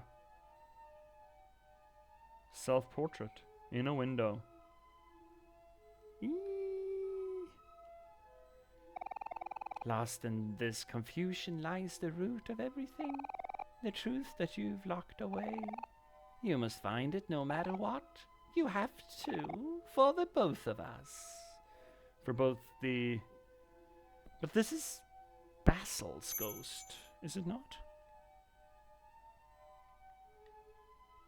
Oh, where's the sperm hand? Run away from Spermy. No, the Spermy's gotta get... Oh, fuck, the door's gone. Well, I guess we gotta let the sperm hand grab us. You're gonna spend so much time here, so much... That's the word again. Ooh. Your sketchbook.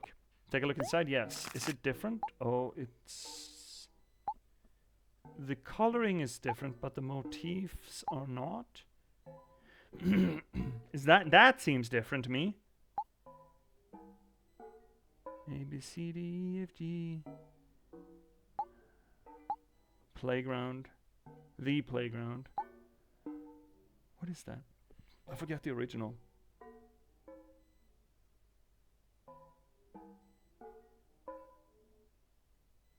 That's a beach. They're swimming in water. I see Aubrey, Hero, Kel. That's our friends. That's recognizable. Ourselves in the middle of a sigil and hands reaching out for us. A ward. Would you think of that as a ward, maybe?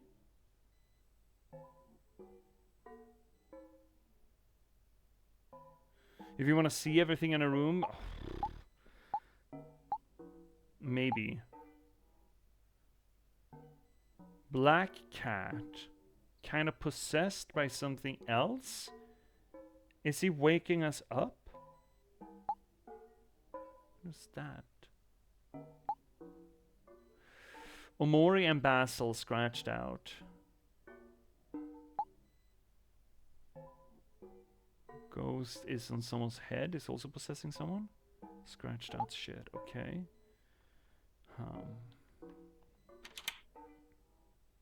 Fine, we'll take a little bit more of a look then. I'll look-see. I'll look-see, Lou. This is just black, okay. Bent over folk, hi. Are you lost? Not to worry. The red hat knows the way back. We have found that out, yes. People bent double. I don't know, again, this is subconsciousness. I mean, some of this is going to be dream-like material, and 3 people around a key. Could be Calobrian hero, I suppose. Hey, can you take me back? Oh, nothing but static. Fuck. This channel sucks.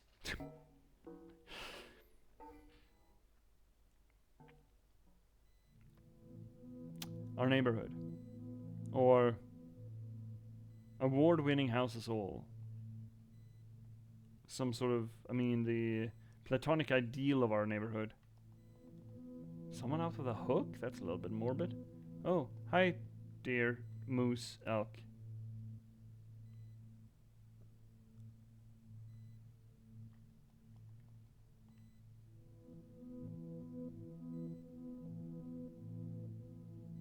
Hopscotchies? And it just circles around, right? Yeah, probably did. Little boxes on the hillside, little boxes made of tiki-tacky, little boxes on the hillside, and they all look just the same. And there are people in the houses, all went to the university.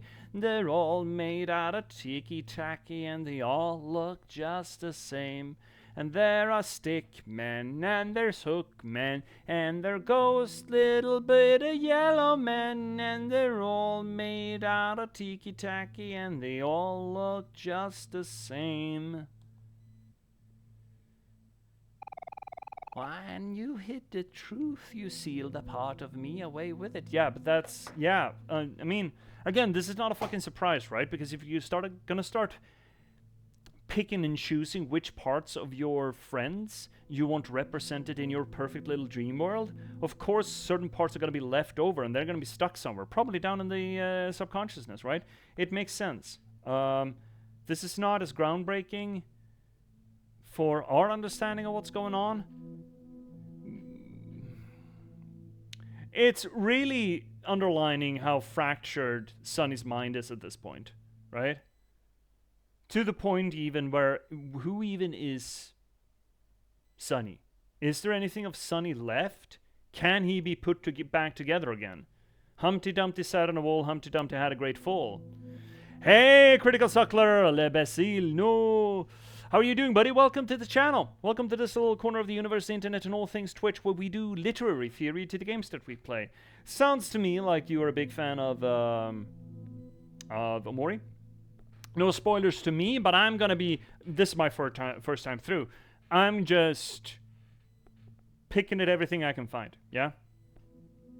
Everything I can find, I'm trying to do analysis of. We also got an ad break coming in real soon, unfortunately. He's been waiting for someone to save him all this time. I don't even know what your name is, bud. Thank you for the follow! Do you want to go by Critical or Suckler?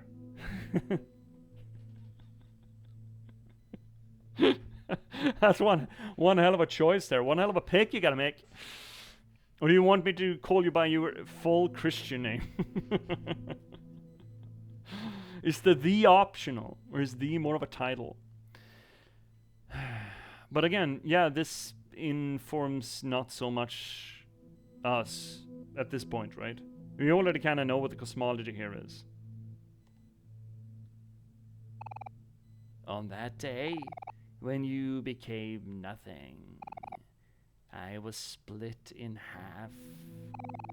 Yeah, we are nothing, right? We have no self-awareness. We have no... Well, we do have a little bit of agency, I suppose. But we are essentially... I mean, OMORI as a person, if you can even call them a person, or if it's more of a figment of the person, or an avatar of the person, he is nothing. Right? This black and white cardboard cutout who exists for no other reason than to be a tabula rasa for some sort of a divine figure's disembodied self-titillation about his make-believe world, right? How do you think OMORI can dream this well? Practice, probably. He's been doing it for 3 years. Every night for 3 years? What? Over 1,000 days he's been at this? So yeah, like, what? 1,080 days? Or some such? He's a good lucid streamer, don't get me wrong, but... Yeah, if that question is meant to imply, TD4, that there's some sort of a eldritch influence here, I'm not buying it. Besides, that would make it less interesting to me. Unless the eldritch entity is something, becomes something tangible, I think it's more interesting to look at this as a psychological exercise. Entirely. We've had that conversation before, really. Well, I forget which games that we played when we... Yeah, Signalis, actually. I like to read Signalis as a symbolic and psychological exercise rather than the whole eldritch horror thing. Unfortunately, there is material enough in Signalis that permits you to read it in many different ways, and some people just really don't like the idea that it's all in someone's head, essentially, even though in Signalis particularly, what's in the head becomes out in the world made manifest, but still, don't like it. I think this is fine to just look at a sheer psychological exercise. Which one do you think was more painful? Which one? On that day when you became nothing, I was split in half. Which one do you think was more painful? What, your ominous self-aware bit? Or the nubbin playmate? More painful.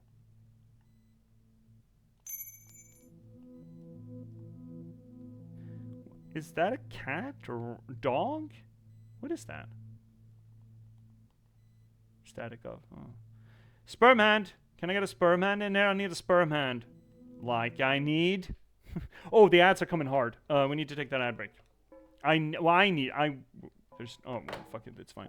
I want to take that ad break because I need to refill. So we're going to take a little ad break.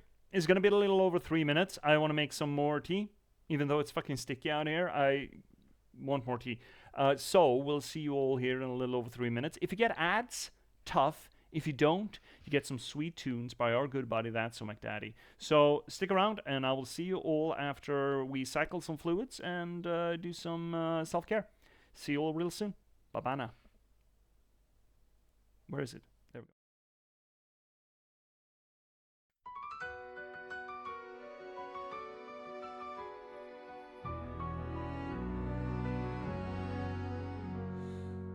Welcome, viewers, take a seat.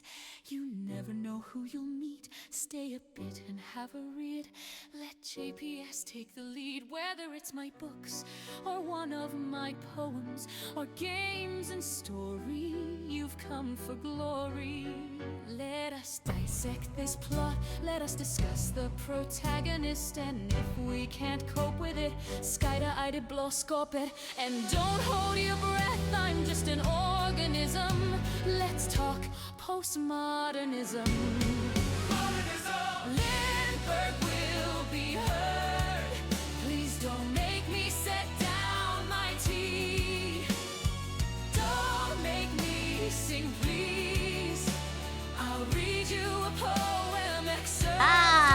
geometry in motion.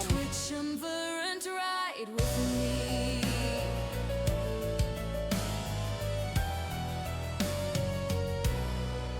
Let me rate your game's toilet. Is there light and TP? I love playing D&D. Why do all these bottles scare me? Signalis is in demand. See me return to the Obra Dinn. Take Max Payne by the hand and catch me in Morrowind. And don't hold your breath, I'm just an organism.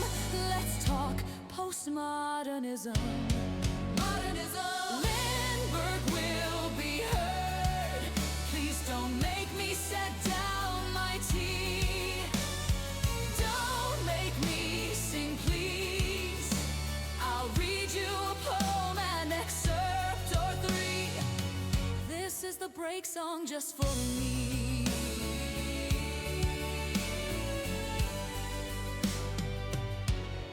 Have you seen luck like mine?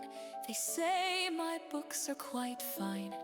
Forks on forks to boggle the mind. Sly like a fox, check out the last box. Please see my Patchwork Sovereignty. And if you thought that was all to me, my latest release on air, The Girl with Raven Hair. And don't hold your breath, I'm just an organism. Let's talk postmodernism.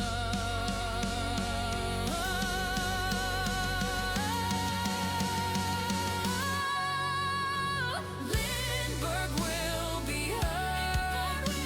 Don't make me set down my tea. Don't make me sing, please. I'll read you a poem, an excerpt or three. The end of the break for me.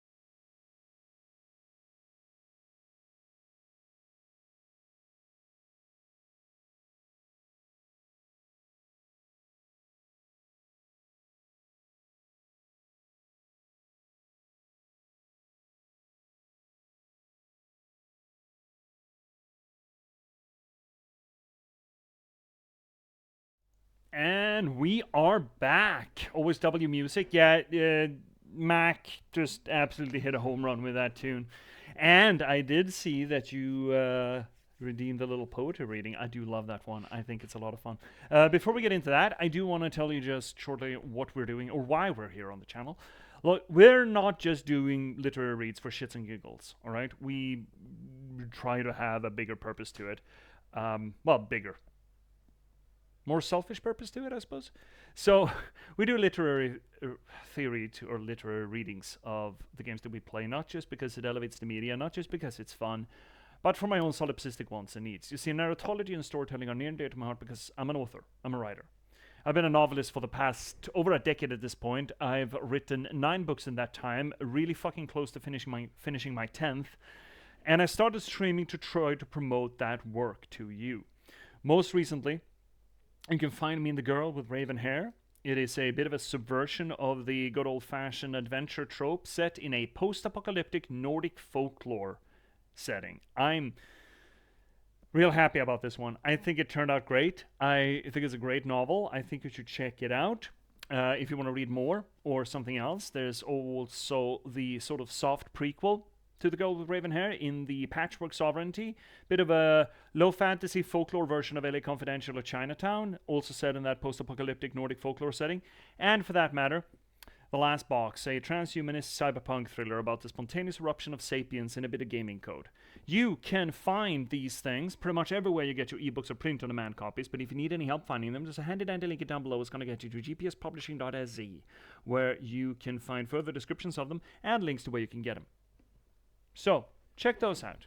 Also, I'd like to remind you all that if you want high-quality physical books, print-on-demand is not great.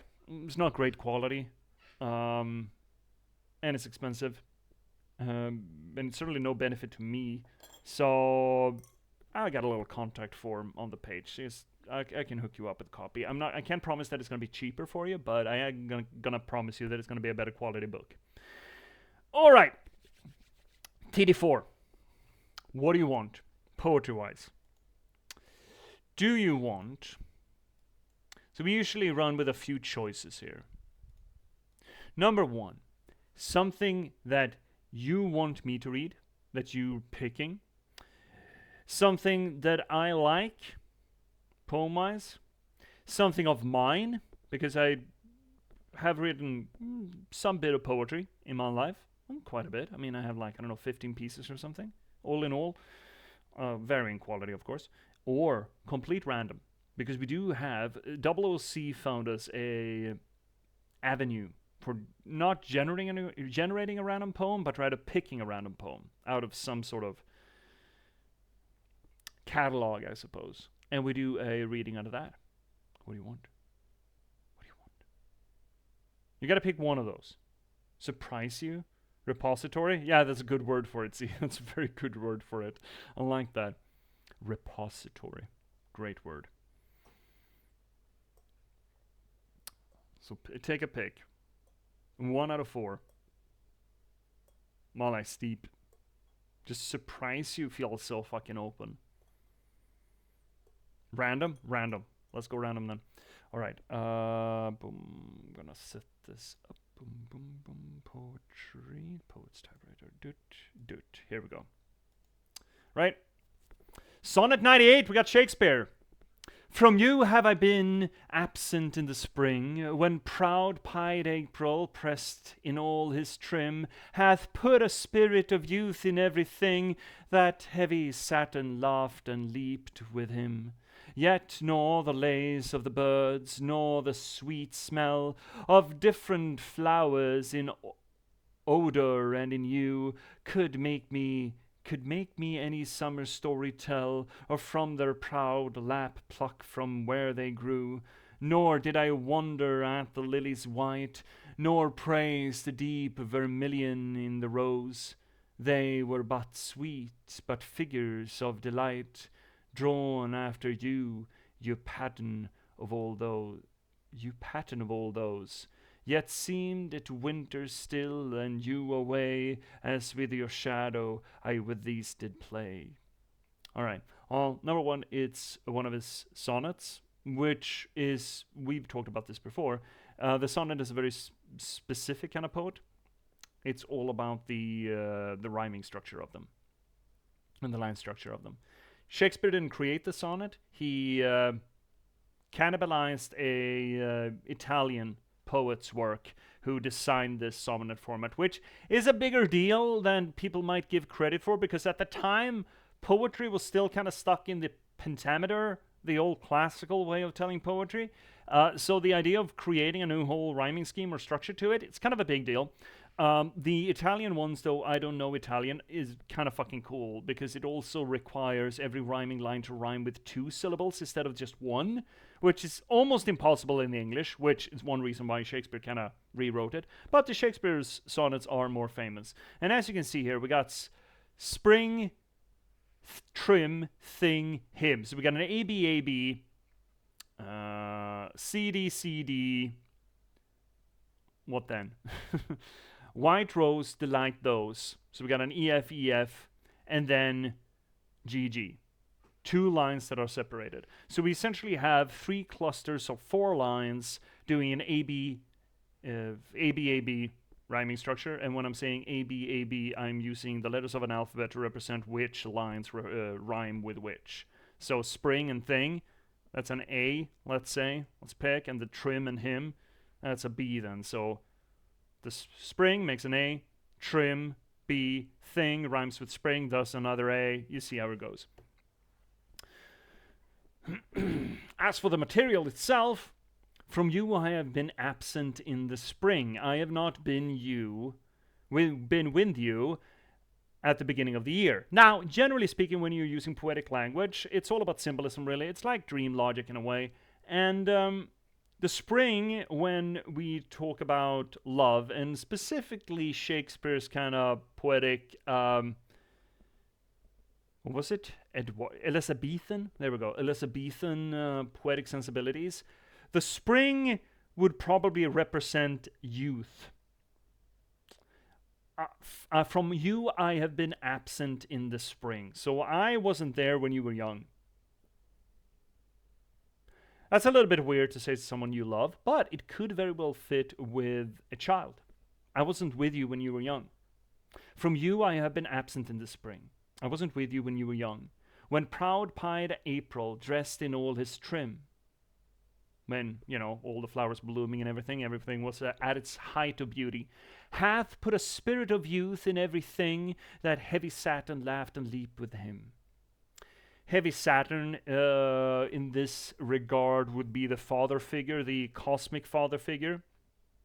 So when April, as then a manifestation and in anthropomorphism, when they were in the fullness of youth, then the paternal divine figure leapt and laughed with that anthropomorphized month, which seemed to suggest when a father should have laughed and leapt with him.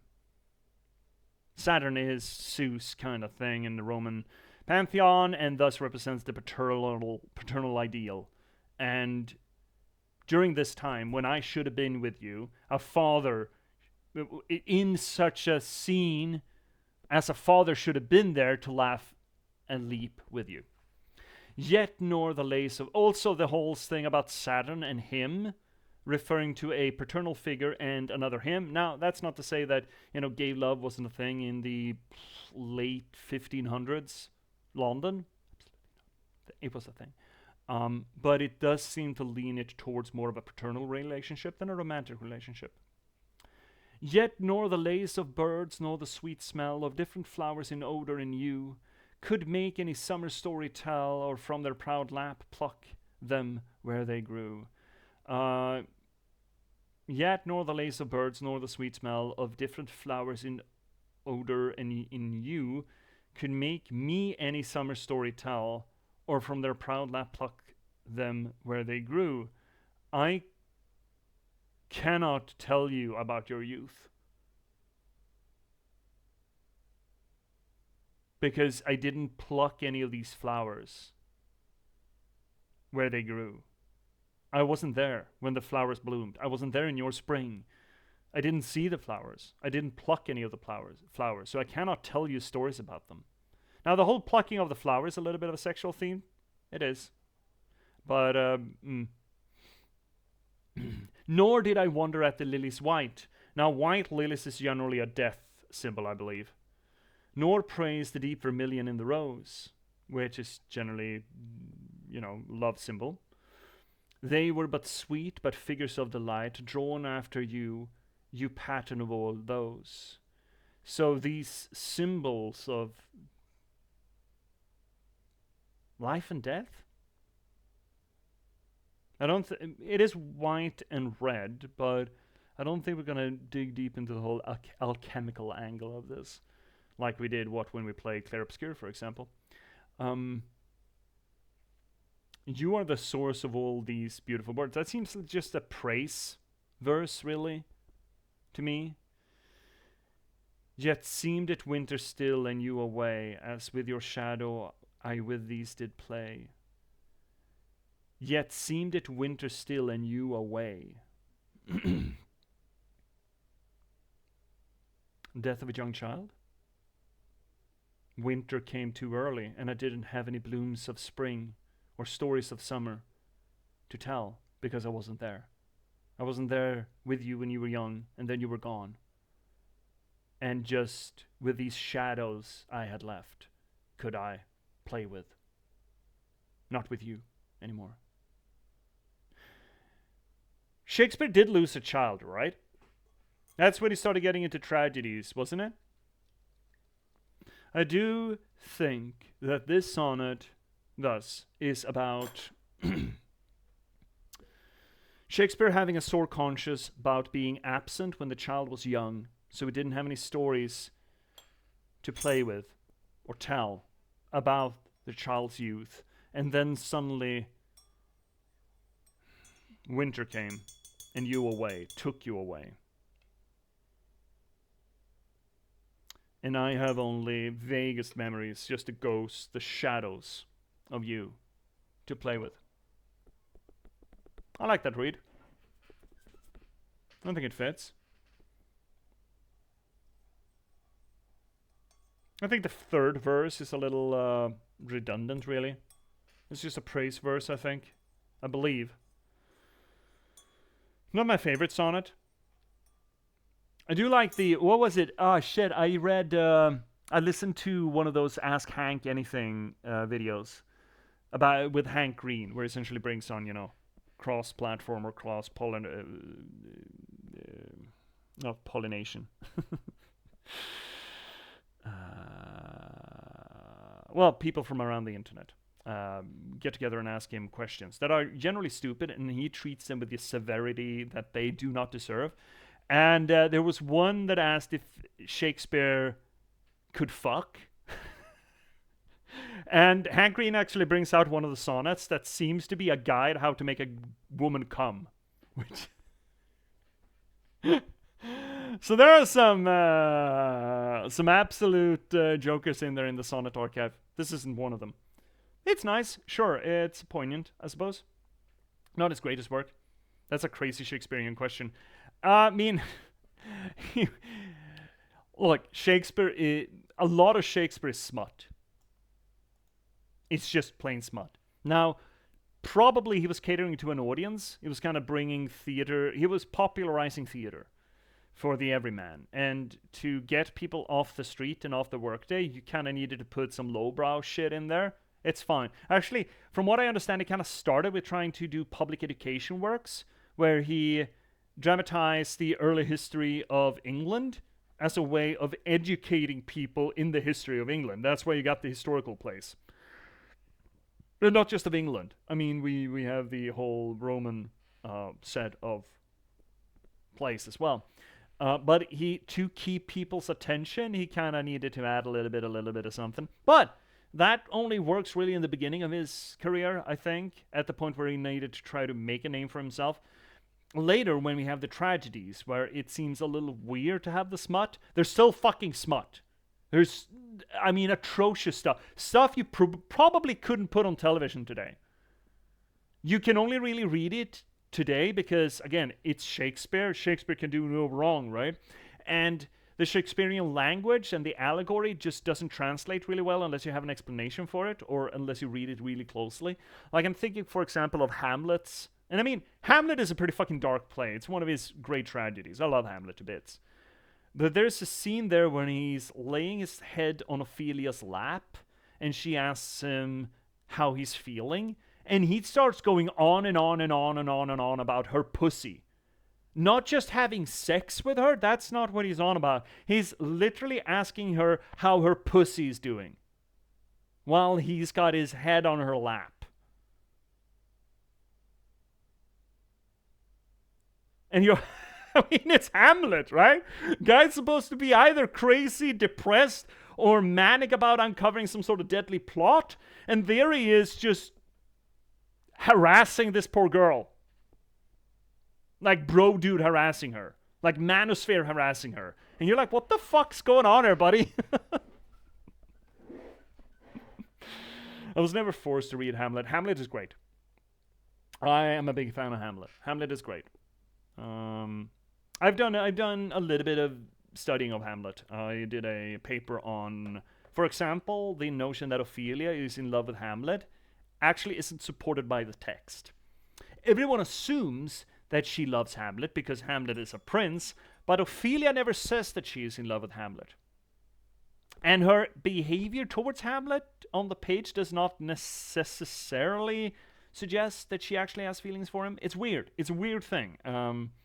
It's actually kind of interesting because, again, most of Hamlet's or most of Shakespeare's characters, female characters, have no trouble at all expressing their emotions and having agency towards their emotions. There's no problem with that at all in his other plays. Except for maybe like The Taming of the Shrew, which is a problematic play. But the idea that Ophelia is featured as this tragic love,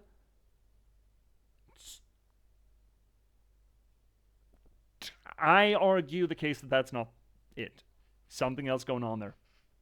Something weird. Maybe even that Hamlet killed her, threw her off the bridge. Maybe. I didn't go that far in the essay. I did go so far as there's no support in the play that Ophelia loves Hamlet. Though. It's a good one. It's a good one. It might actually be my favorite Shakespearean one. And if you want to check out Hamlet from a different angle, I will highly recommend the early 90s movie Rosencrantz and Guildenstern Are Dead. It is peak cinema. It is so fucking good. It's Tim Roth and Gary Oldman just doing philosophy at one another. Oftentimes two opposed or different trains of thought of philosophy past one another. It's so good. So good. I love that movie to bits. Either which way, we have doors to open. So many doors? How do you feel about doors? Door is like a hole, a conditional hole. Aren't they all? Well, this place is great. Hey, lady. Okay, you're not interested, alright. Oh, what? Liar.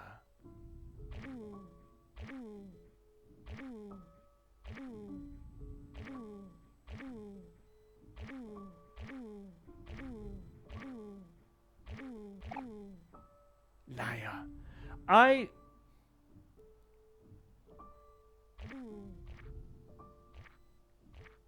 Oh, shit.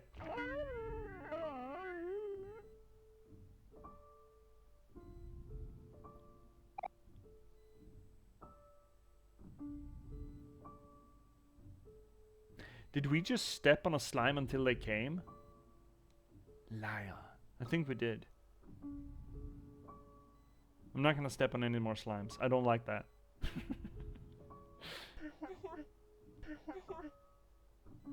At the midpoint of my life, I found myself in a deep and dark forest.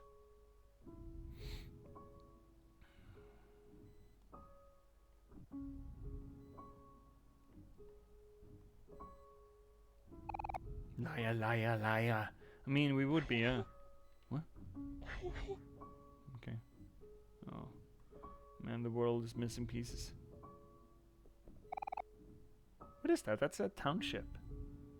Liar, liar, liar, liar, liar. Sure. I mean, not no.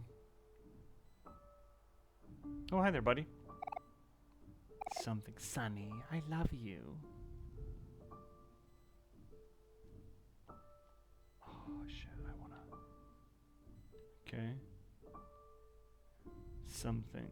This thing has been popping up when we've had reflections of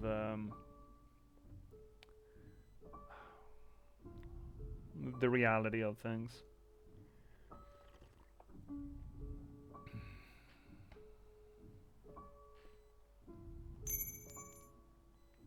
You send me home?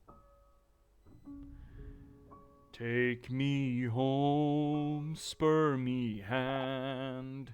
Take me home to my black space, West Virginia. It's probably not where we live. Take me home, hush. Oh, this is just great. Oh, are we supposed to cut a cat? Meow has been very, very bad. You got a key, okay. Meow stares at you. She does not know what is happening. Do you want to cut open me? No?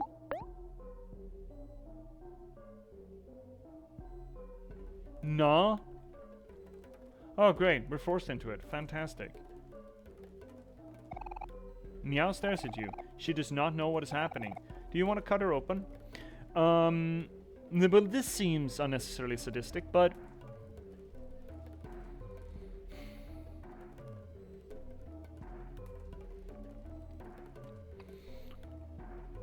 this is essentially what Sonny has been doing, right? Not with the cat, but with his friends. He's been cutting them open, taking out the parts that he likes, and throwing the parts that he doesn't down the chute, down here. So, he's been doing a lot of cutting. Psychological cutting, but still cutting. Meow stares at you. She tilts her head out of curiosity. Do you want to cut open Meow? Miwu? Yeah.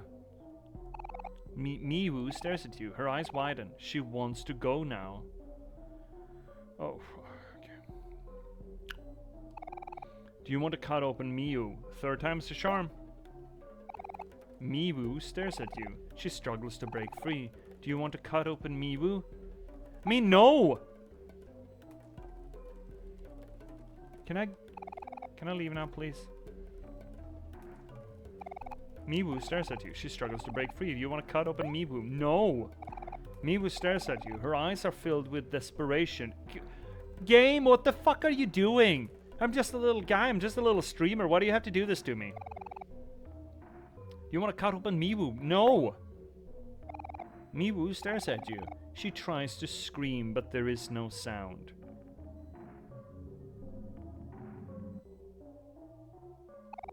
Do you want to cut? No, I don't. I don't have to. How do I get the fuck out of here then? I can't get out. I'm trapped. TD4. I can't. There's no out. There's no out. I can't out. I would love to out. I don't want to cut up the cat. I don't want to. Talk? Talk to who? The cat? The butler? But we did. It didn't change his mind. Miwu has been very, very bad. Miwu has been very, very bad.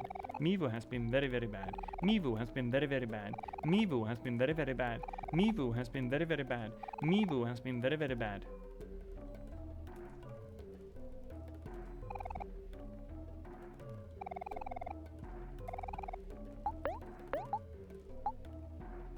Can I stab myself? Rather do that.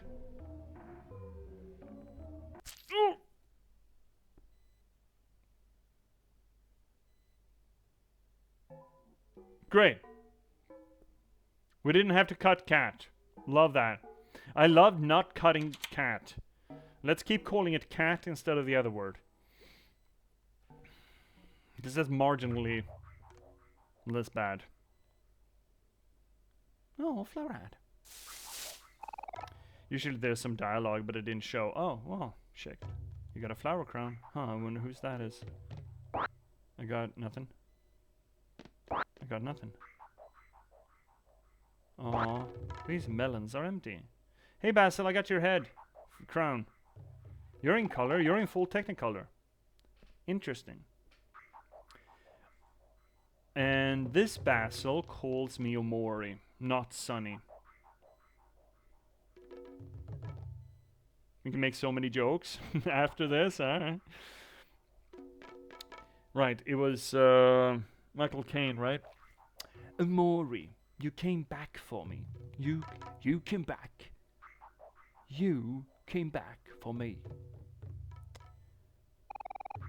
Is that my flower crown?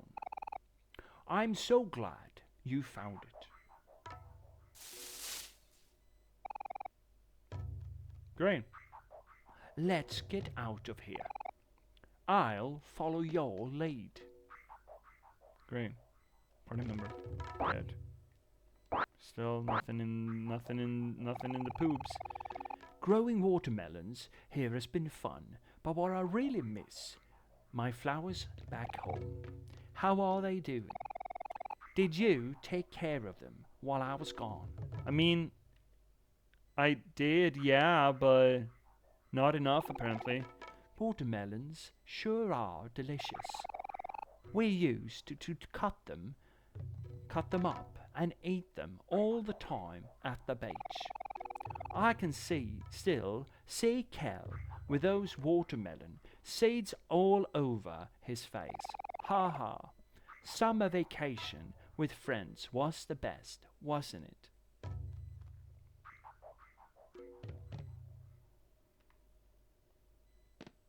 Things are going dark. Shit. And we're not gonna... Right, we're here for keys, not for Basil. Can I get a key? Key. Is there a key in here? Can I get key? Key? Yes, but key. But what if key? Key? Key and melon? Melon and key? Oh!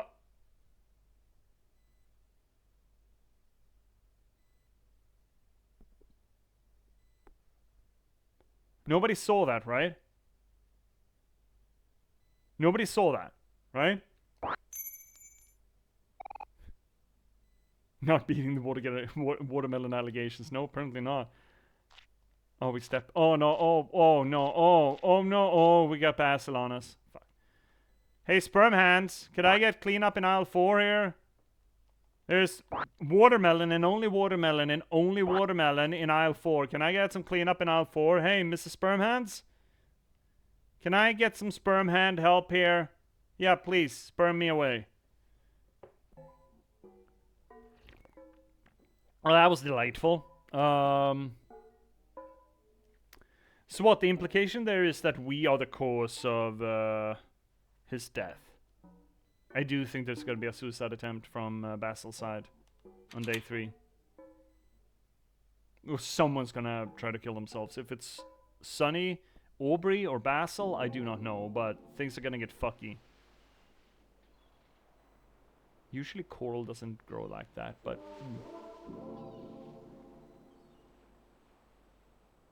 Hey, real Basil, or realer Basil. Our friends who have suffered because of our friends who have suffered because of us. Me and Basil, us, or the plural of Basil, the Bacillus. There isn't, yeah, that sure is an implication as well, right? We've seen some implication that Aubrey blames Basil, right? The real twist finding out your best friend is a watermelon. Oh, God. It's Steven Universe all over again.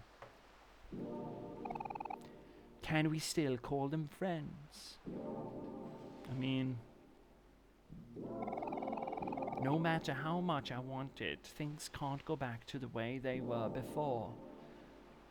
Ah, shit, no. But why does part of me still cling on? Because letting go is fucking hard? It's not rocket science, brother. Is there still hope left for us, Sonny? And this thing is also self-aware. It's not the thing that spoke to us up in the gardens. This is something else. So there are several shards of Basil floating around. Good to know.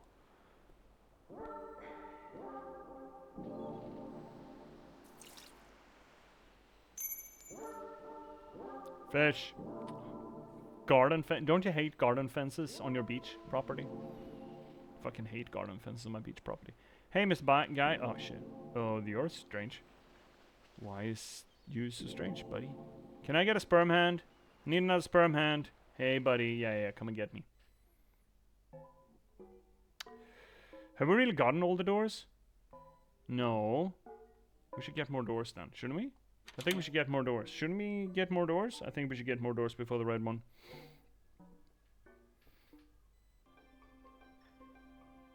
Hi, Basil. Oh, thank goodness you're here, Omori. I thought I was gonna be stuck here forever.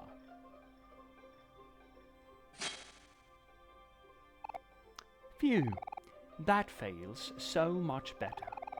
I can't believe you came here to save me. I missed you so much. Now what you're here, I can finally go home. Lead the way, OMORI. Where's home for you? You're not self-aware, Basil. You're fucked up in the head, Basil. You're figment, Basil. At best. And worst, you're something else.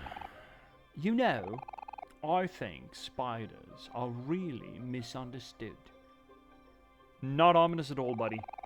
They might look kinda scary, but they never attack humans unless they feel threatened. That's one hell of a point to make right now, buddy.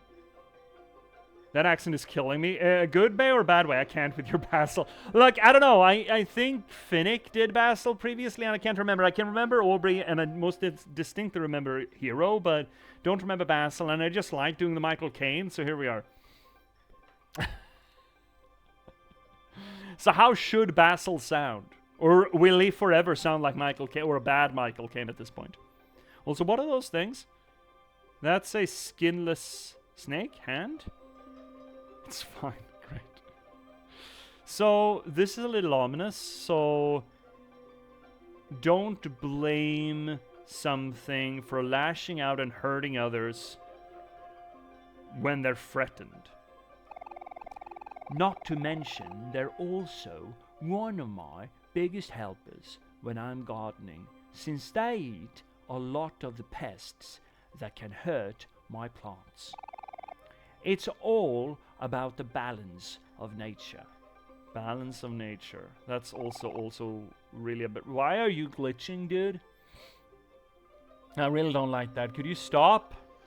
I remember a while back, you told me that a big spider fell on your shoulder just as you were about to dive into the lake at our secret hangout spot. That's one reason why we were afraid of spiders and swimming, I believe. So, this Basil remembers something that really happened to Sunny. You always pronounced him Basil, though I don't know if that's incorrect. Basil and Basil, it's I think that's an American British thing. Basil. Basil is the plant, basil is the name. I'm pretty sure. But then again, you don't get basil in the US, so I think an American would kind of immediately go for the plant. I think. But then again, I'm not a native speaker, so I wouldn't know. Well, details like that. You'd have to ask, C, are you in here? C? C! C! C! C! Or anyone else? Colleen? Any other Brits in there? Get in here. I know that the spider must have looked so scary to you, but I promise that you probably looked a lot scarier to the spider. I mean, to be fair, yes, I'm like, yay high, spiders yay high? Probably. Have you seen the teeth? These are spider murdering teeth. No offense, of course. Ha ha. So I'm not a little bit concerned by the fact that you're trying to defend spiders here. Big spider defender on board? There's so many spiders here all of a sudden. Is that what those are? No. Oh, yeah, there probably are. Okay. I can feel them crawling all over me. Oh, is that the glitching? Are you just... Wait. Are you just 15 spiders in a basil trench coat? Maybe they're just saying hello. Have you seen that, there's an animated video about, there was a series of a few of them, of a little spider, a little jumping spider, who, what was his name? He was really fucking cute. There's also a animated short about a spider falling in love with the human in the apartment and trying to woo the human by leaving little, amongst other things, leaving little dead flies on the pillow next to her. Hi, spiders. It's me, your friend Basil.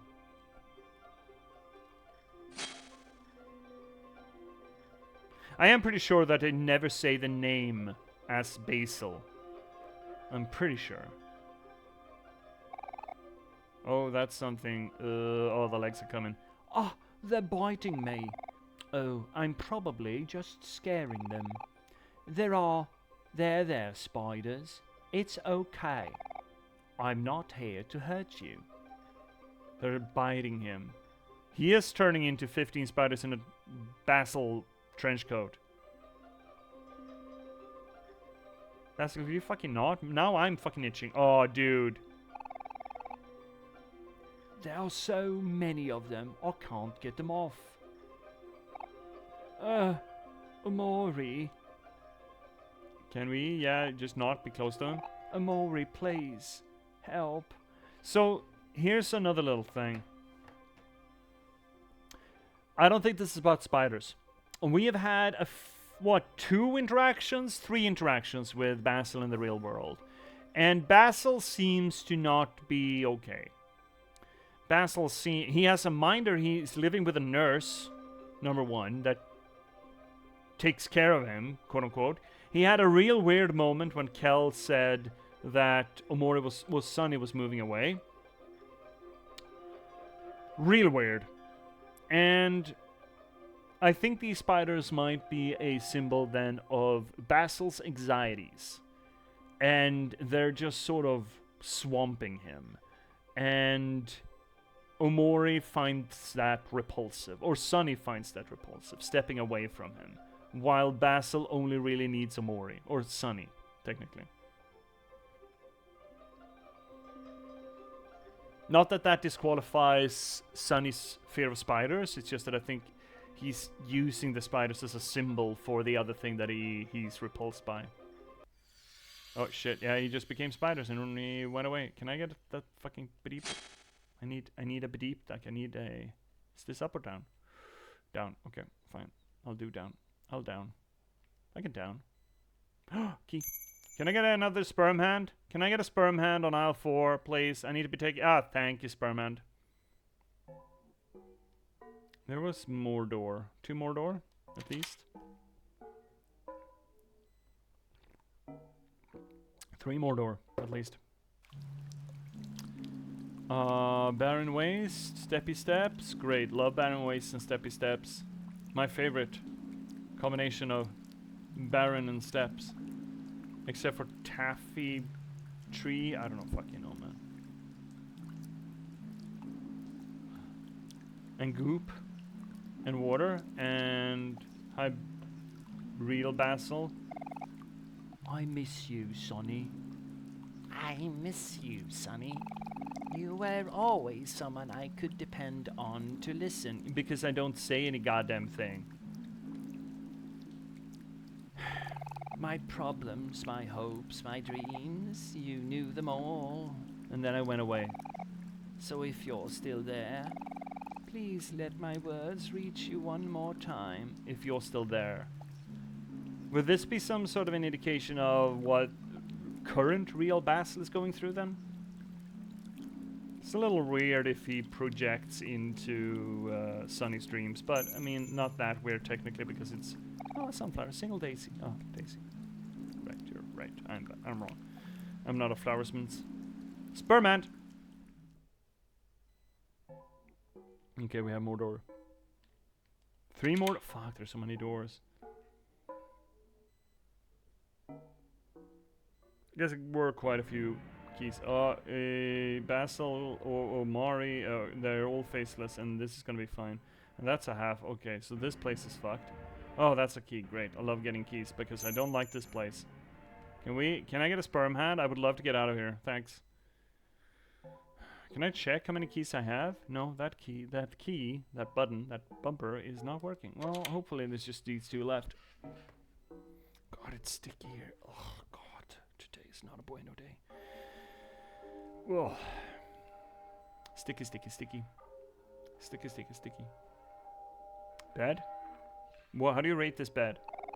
You took a nice nap. I did I? In here? You really can't sleep anywhere, can't you? Construction yard. It's weird to have a hopscotch scene many layers up. Well, not to mention the trees, I suppose. Oh, hi there. That's a weird moon. It's in front of the clouds. I don't think the moon is supposed to work like that. OMORI, is it really you? How did you find me? Are Kel, Aubrey, and Hero here too? I've missed you all so much. I'm glad the treehouse is still standing. Everyone worked really hard to make it together. Make it together. So what? Make believe Basil just fell through. He fell through to the sub-ocean? He found a glitch in the map? He clipped through the environment? Is that what happened? I mean, the environment has been clipping, so... Let's go home, OMORI. Is it in here then? Oh, this place is a delight. A toast. Toy. Toy. Toy. Game. Toy. Toy. Book. Toy. Cat. I need a key. Can I get a key? I would love a key. Oh, that's a door. Just disembodied doorways. Yeah, I love disembodied doorways. An elevator? I wonder where it leads to. Maybe it can take us back home.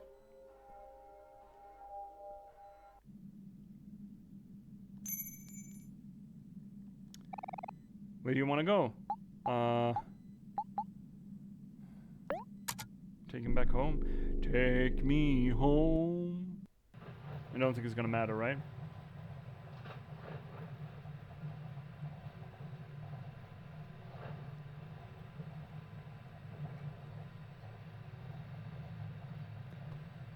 Nope. Sure won't.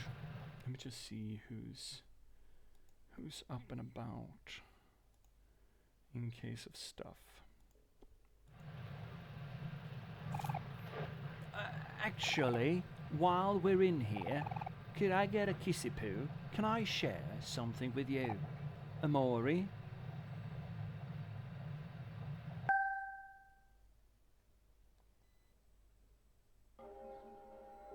It is. Oh,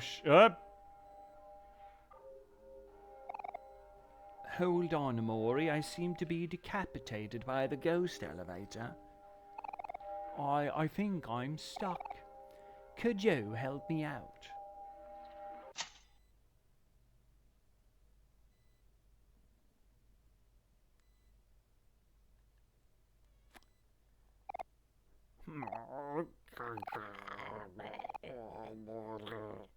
Yeah, you know what? I'm good.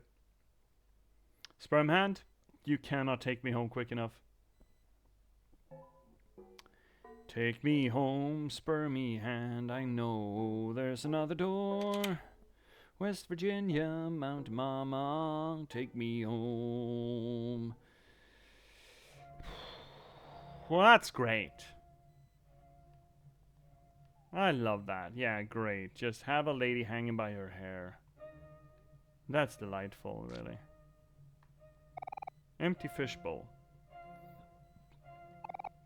Back then, I wanted to save what was left, but even after everything, you left me, Sonny. I mean, yeah, I did.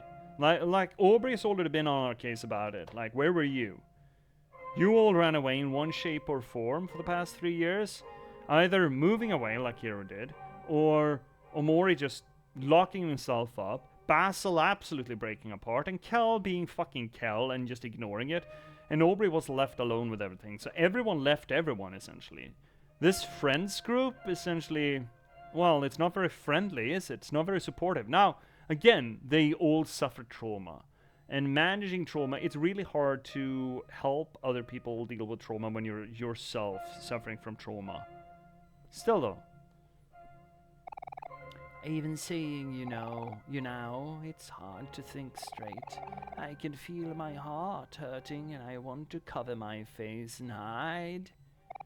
There are so many things I want to say to you, but the words won't come out. Oh, shit. Well, tough. Wish they could. And I waited so long for you to come back, Sonny, but you never did. No, I suppose not.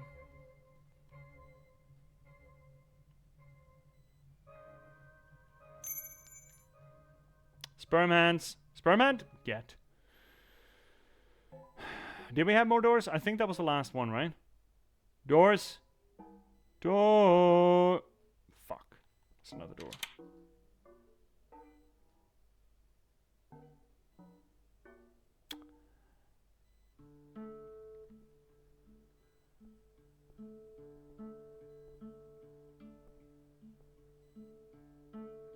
Is this meant to sound like something out of True Detective?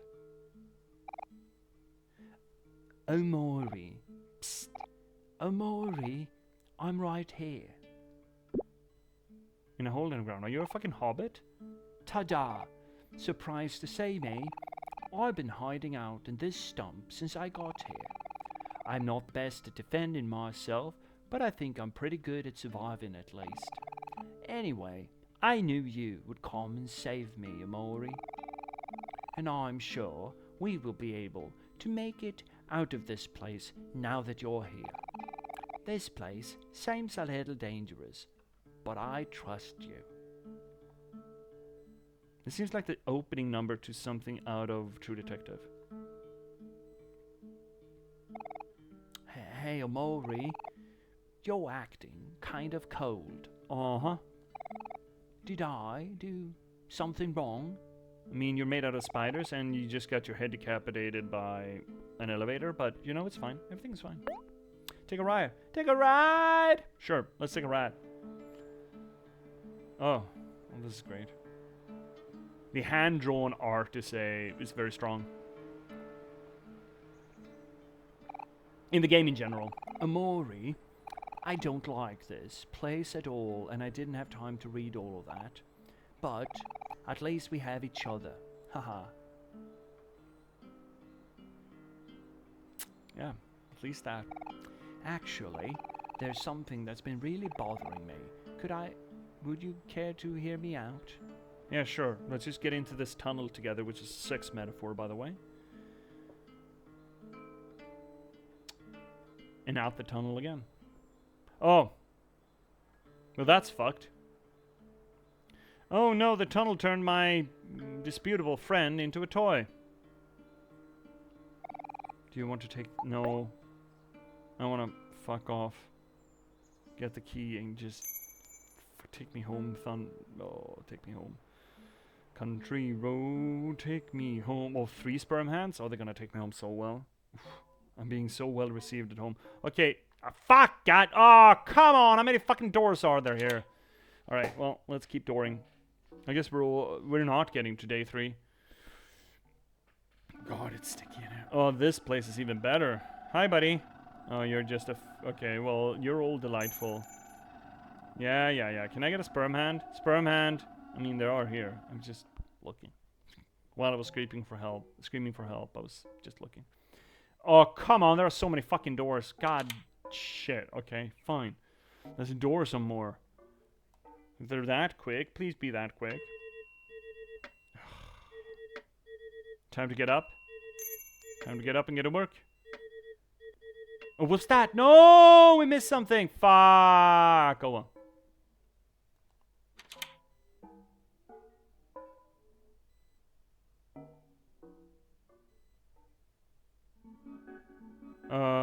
Hi, Mari.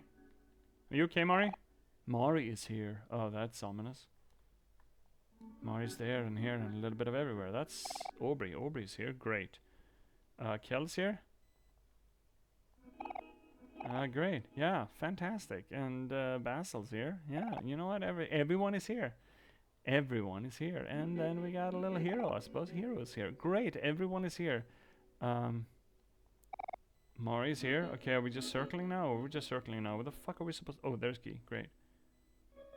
I think I'm pretty done here. I don't want this place anymore. Oh, more goop.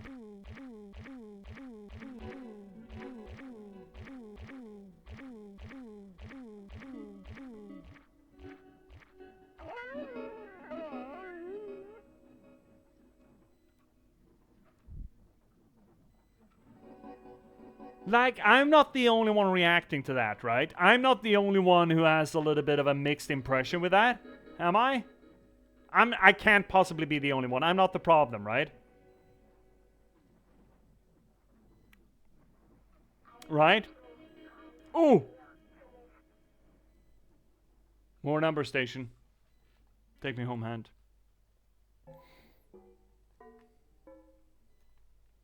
I know there's more door. Give me more door. More door.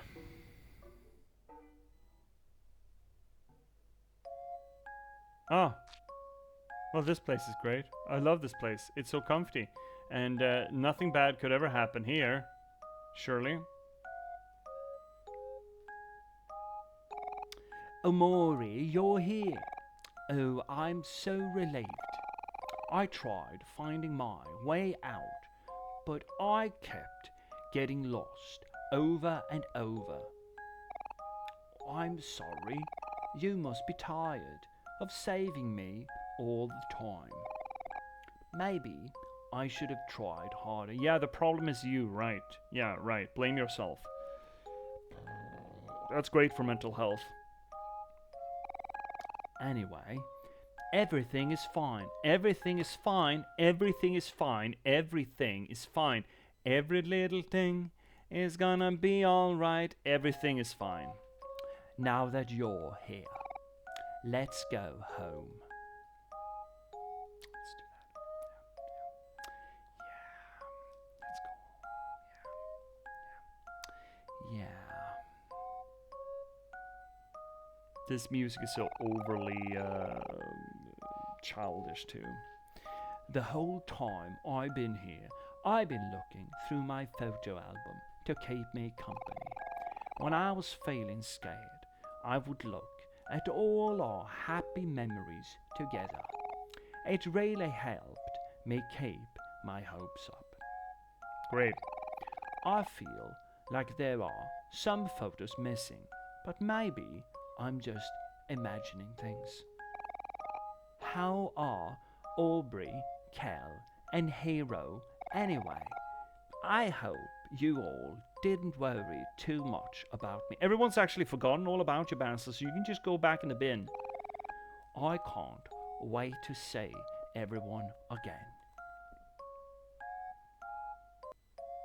No. Hi here. Hero, is that you?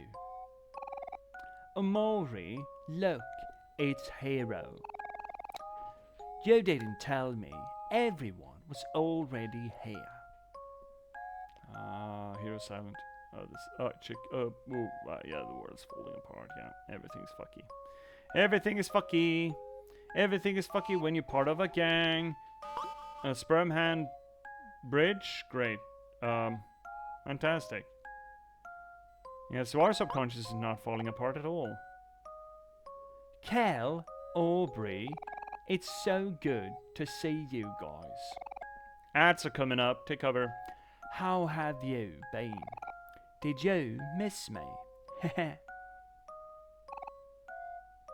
Wait, what? What is Cal doing?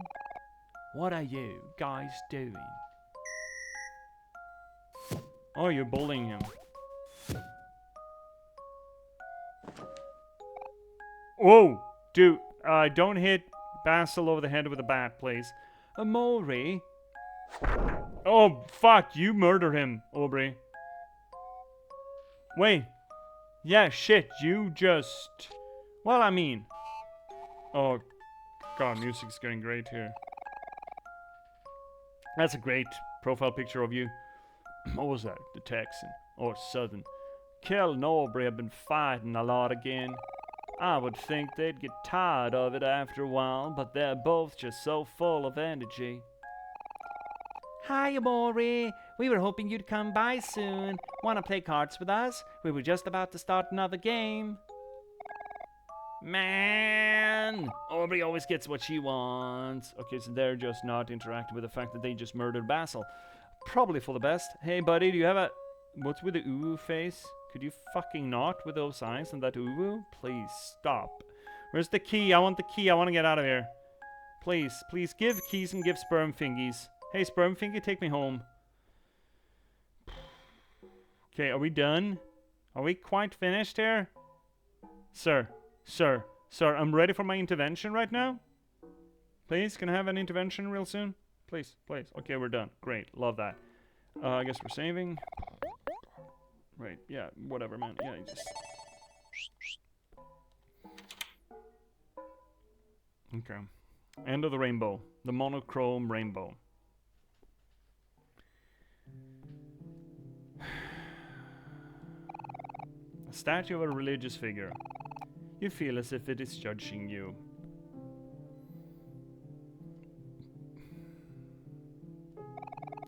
A hard frozen steak.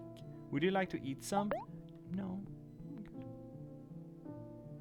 I think I'm pretty good.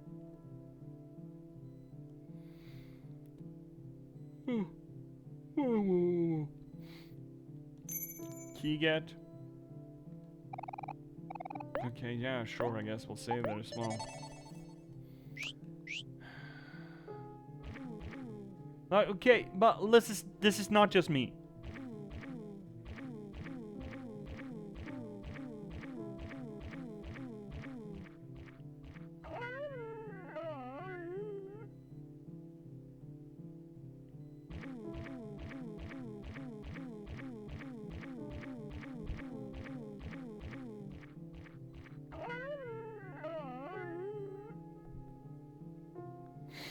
I should call her.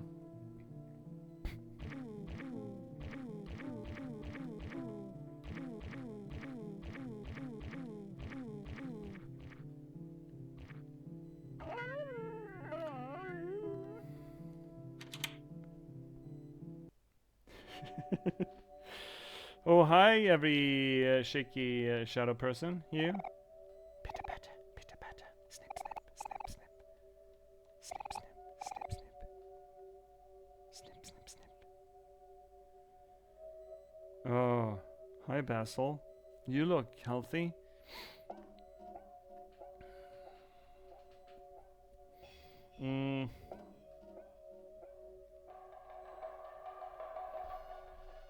So that's make-believe Basil, and that is one of the figments of real Basil that we cut away.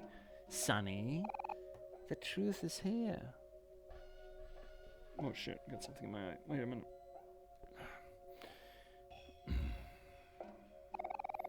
You've been running from this for so long. But this time we can face it together.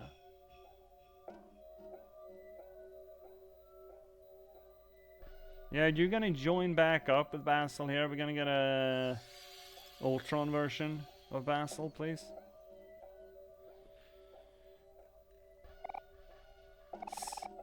Sonny, Oh, now the real Basil. Right, okay, yeah. They've combined their forces and now they have self-awareness. why did it end up like this? No, don't sink. Sonny, I'm so sorry. Will you forgive me, my best friend? Forgive you for... I mean, do you want to save... Oh, shit.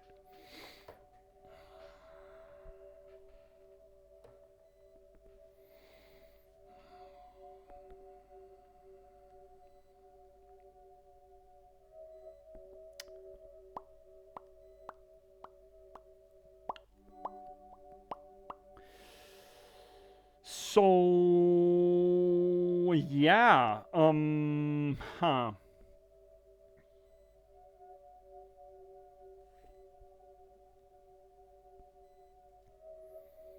Hey chat, you OMORI pros out there. I was about to say pervs, but that's not the classification of people I want to ask here. Is this a real choice with consequences? Or is it just for drama? Like cutting the cat or something?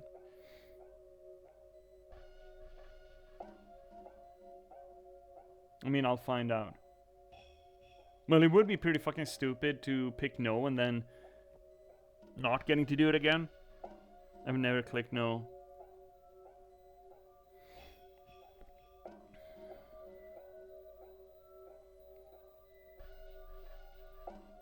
I feel like I do not have full information to judge this. Okay? We know that Sunny was important to Basil once upon. We know this.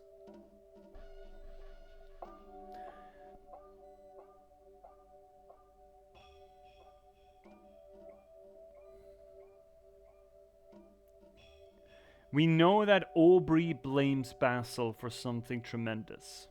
We know that Kel is not even aware of what, and thinks it's just Aubrey doing something.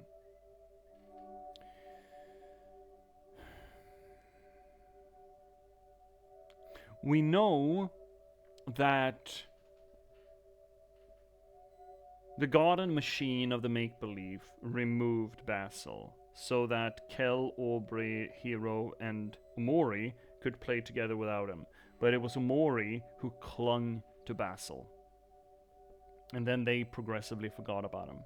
I think only the real-world decisions have real-world consequences. Probably, you know, that's fair.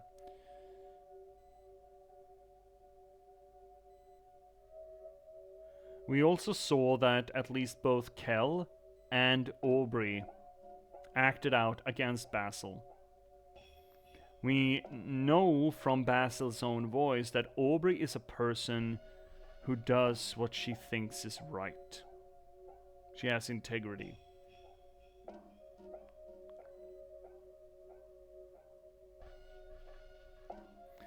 Basil has also been honest about letting go.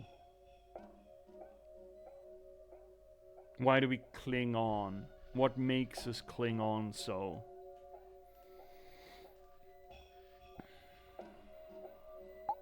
I'm inclined to pick no here.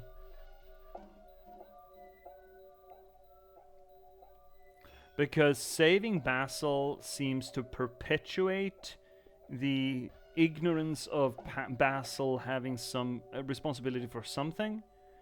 And it seems to enforce clinging on. Clinging, specifically, as a word choice. Hanging on. Gripping on.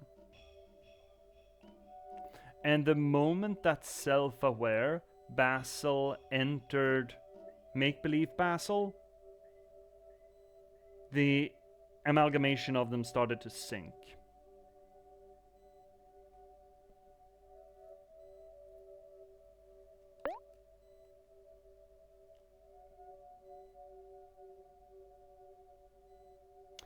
I'm being forced. Am I?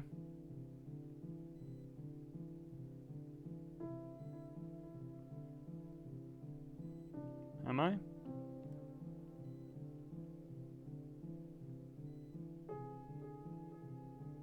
Yes, okay. Okay, we have to. Okay. The illusion of choice!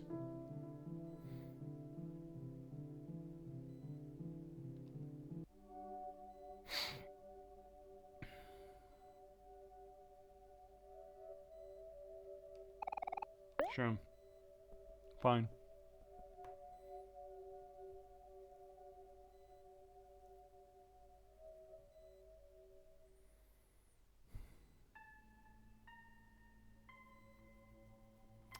That's ominous.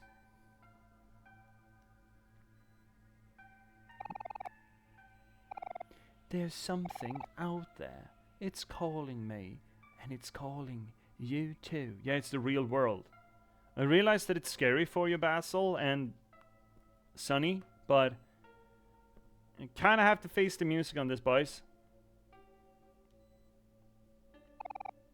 Let's go together. Oh, yeah, that would be nice if you both could stop. Oh, hi there. You got very... Oh, what? Who's that? Yeah, and the real world drags him out. Kicking and screaming. And we follow. Oh, that's brave of him.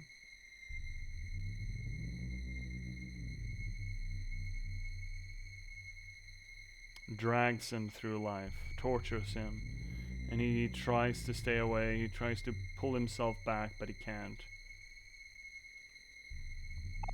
Finger. Oh, it's dismembering him too. Well, that's a delight. I mean, it's real life for you. Is this real life? Is this just fantasy? Caught in a landslide, no escape from reality. Open your eyes, look up to the skies and see.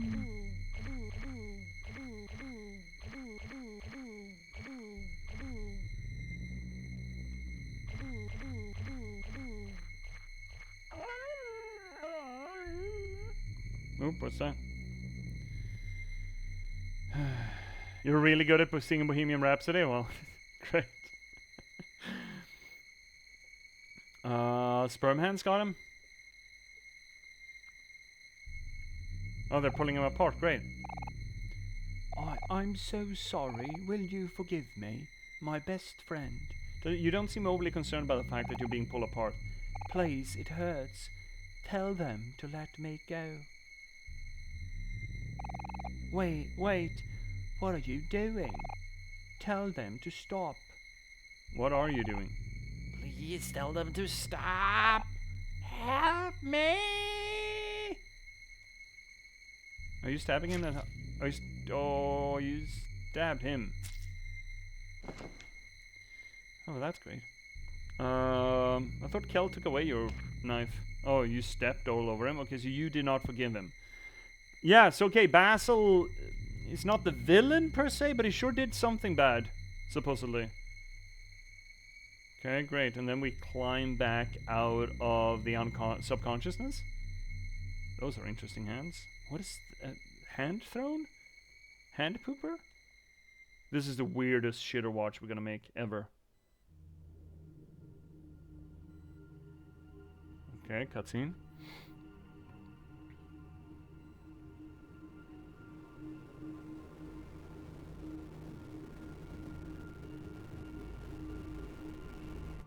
Sitting in a throne? Is this God's throne?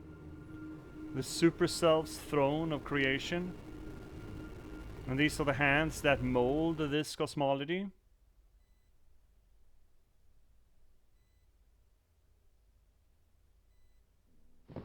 You reassumed your mantle as God? Oh, and we woke up. In scans.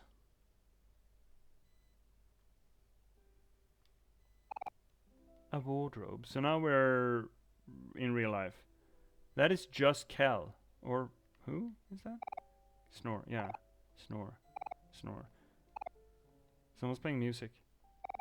No computer. Is that Hero playing music, you think?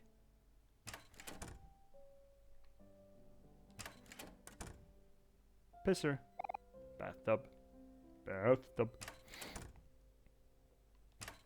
Oh, we're allowed to go in there now?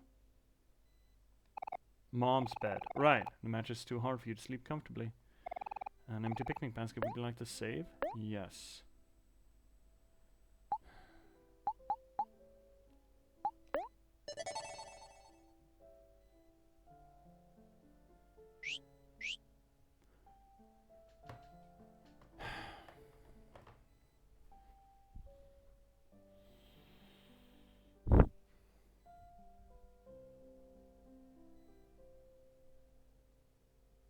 Is this a good point for us to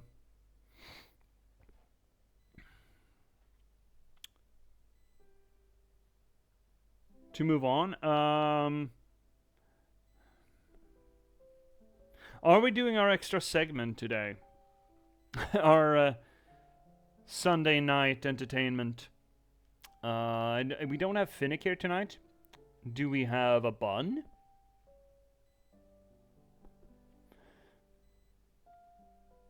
Because if we're doing the extra segment, or the extra special segment here on Sunday night, Finnick Betrayal. Hi, Bun! How are you? Oh, Bun, how are you? I understand that there's a new heat wave coming in. How have you been doing? How have you been holding up? Big shouty outy to our good... I'm not spelling correctly. My spelling sucks. I need to get a new keyboard and see if that's it. Big shouty outy to Confused Bun. Good buddy of the channel. Usually plays Slay the Spire 2. Really good at it. You should swing over her way for that. At some point, she might also join us as one of the party members of That's My Daddy's D&D campaign, whenever we get that show on the road again.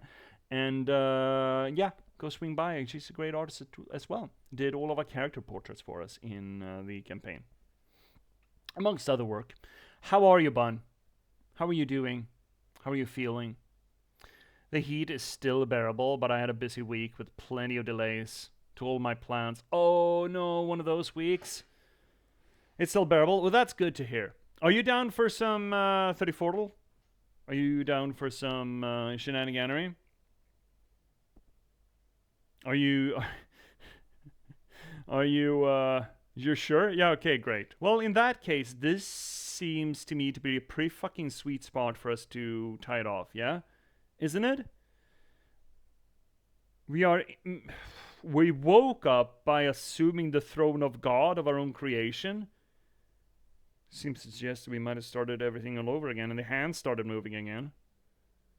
That would be a shame. But I don't think we're going to find a better spot for us to actually call it for tonight. So maybe we should. Can I? No? Wait, I can't? I can't stop?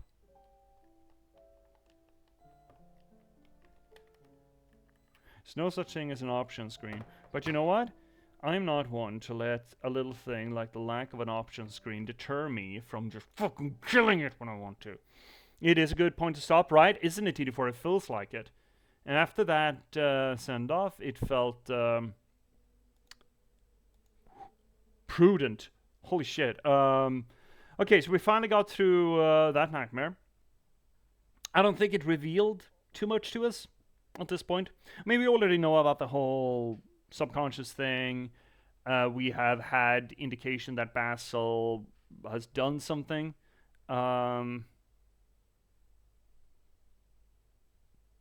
There were interesting bits in how it told itself, but we have highlighted those. The fact that some parts of Basil refers to him as Sunny and some as OMORI.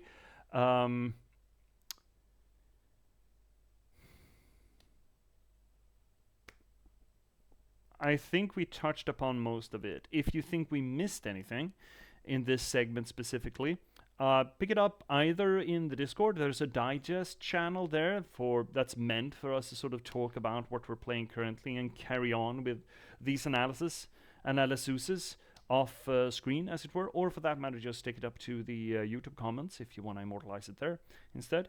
But I think we touched upon most of the stuff.